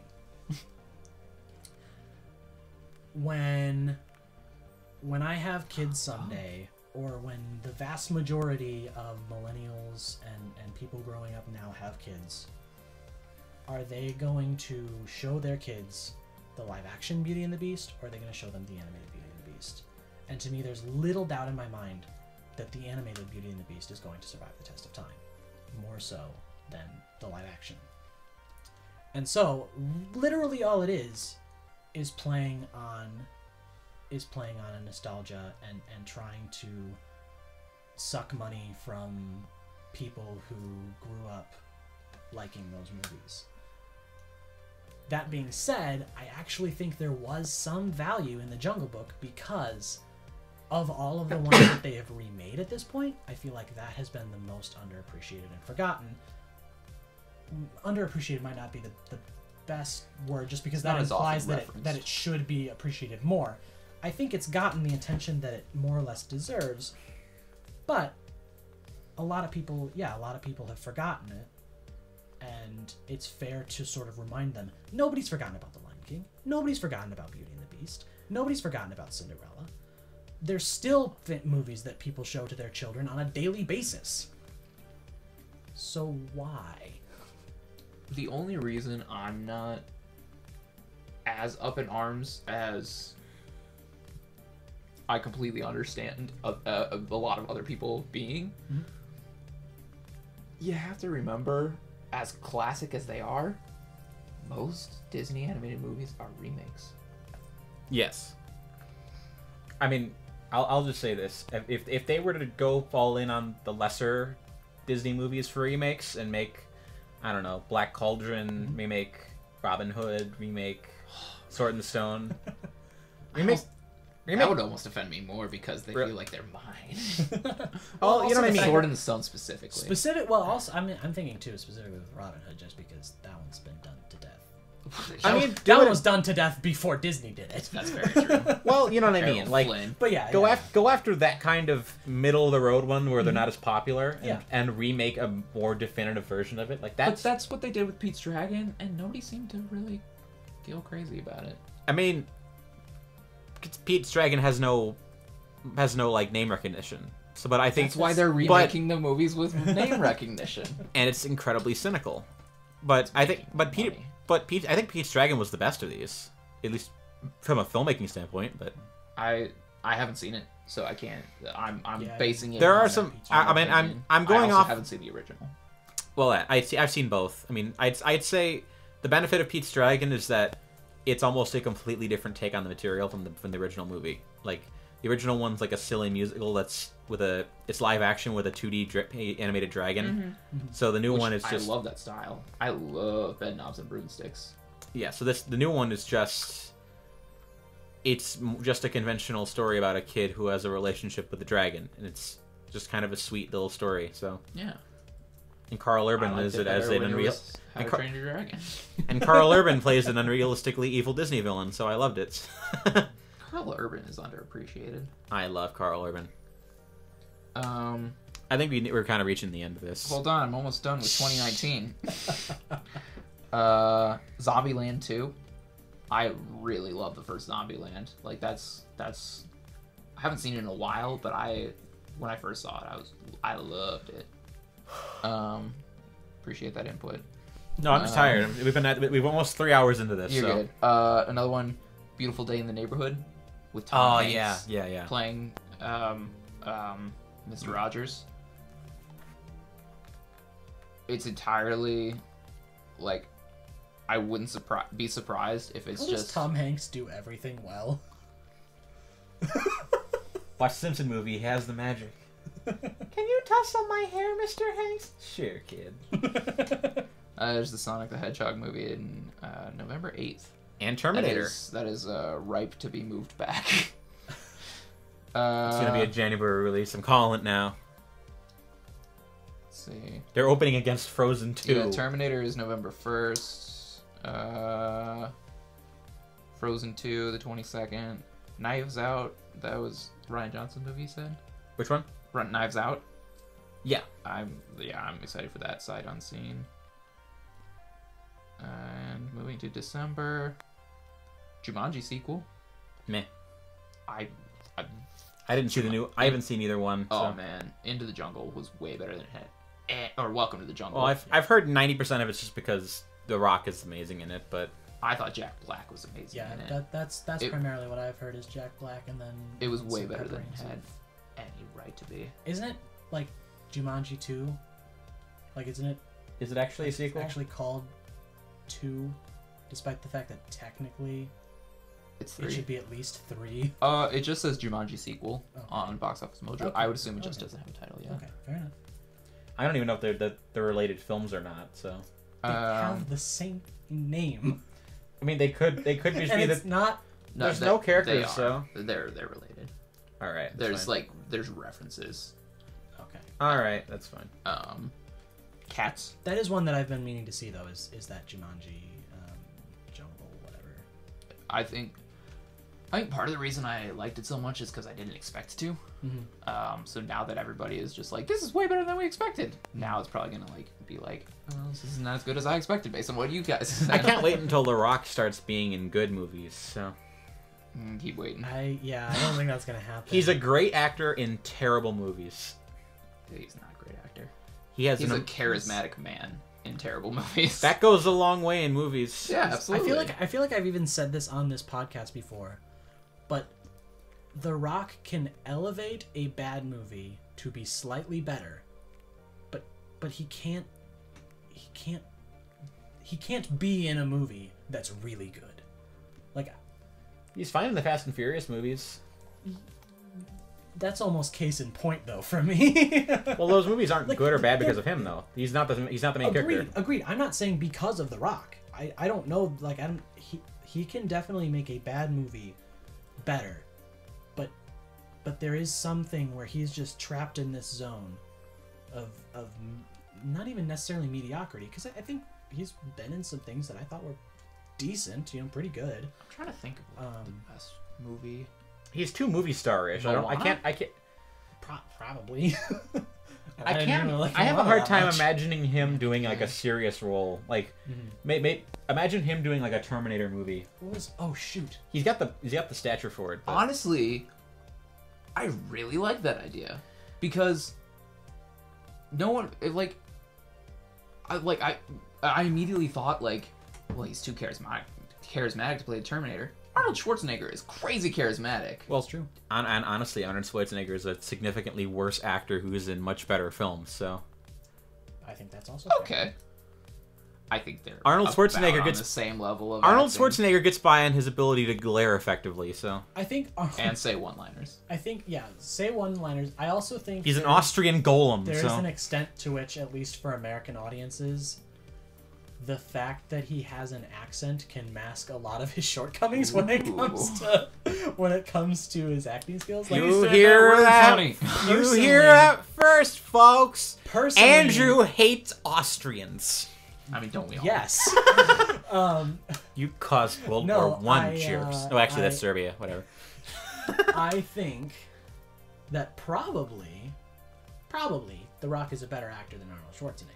I think Arnold Schwarzenegger can just get away with more. Arnold Schwarzenegger has just picks better scripts. That's very That's true. almost certainly.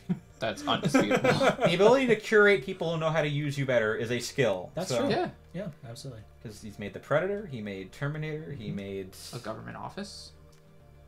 which he then ruined. So anyway, let's finish this up. Yeah, Cats, the film adaptation of the musical Cats. I'm Move on.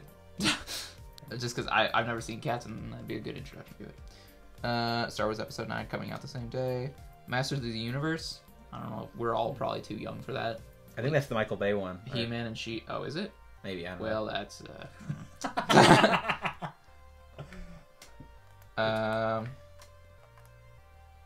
And then not for me personally, but I know I've heard good buzz about Little Women, the Okay, 2019 who's that by? version.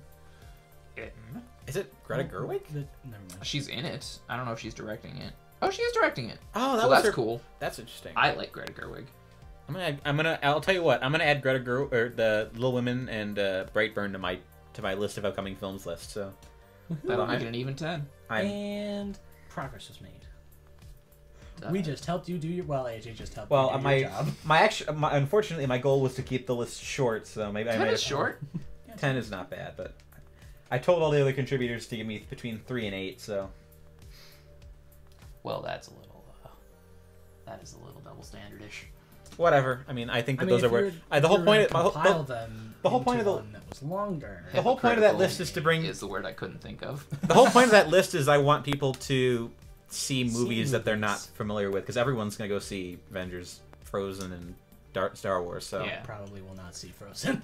I gotta admit I totally forgot Frozen 2 was a thing. And now that I know it's coming out, it's gonna be like I'm trying Frozen to 2 think. intrigues me. I'm curious to see how well it'll do because I want to see what it's they been- do with it. It'll have been 6 years since the first Frozen.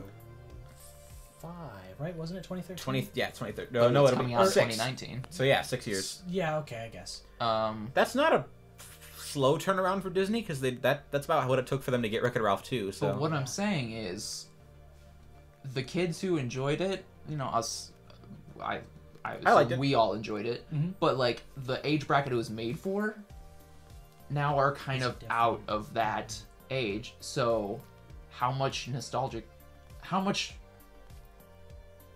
many kids are gonna be looking forward to this outside of the fact that it's just another Disney animated movie?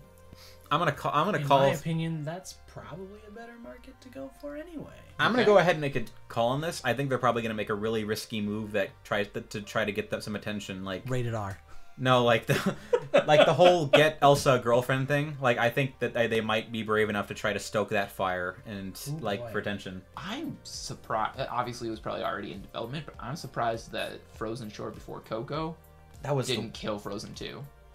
that was actually the worst thing I've ever seen. Like they took it That's- out of the film because it was so negatively received. So they took it when like a week or two later it was gone. So Yeah.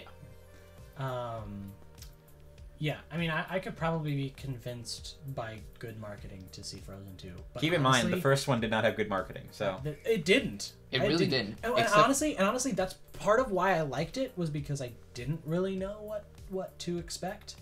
And I honestly I saw more about it after the film Same. than before I saw it, and I saw it late. I remember when my family went to see Monsters University. There was a short Yep. before The Sven with and Olaf. Sven and one. Olaf. Yep. Cracked me up. Loved it. That was all I saw about that movie until it came out. And then everybody was crazy about it, and I was like, Same. oh, the one that made me laugh? Okay. See, what was interesting is yeah, they had that short, and they were like, yeah, Frozen, and I was like, okay, that was enjoyable, what is it? but I don't know how you make this into Yeah. a film. But my mom was really she was cracking up with it. She was really enjoying that short, and What a so great she was short. actually like, hey, it's Tuesday, we have $5 movies. I'm gonna see Frozen. Why don't you come along with me? So I was like, okay, and I love that film. Yeah. That being said, I genuinely think the only Disney film I'm going to see next year is Endgame. I think you're I think deluding I yourself. think I'm going to try. But I me think I'm saying gonna- that is probably going to just You should strengthen go- your... I You should just go see The Man Who Killed Don Quixote instead.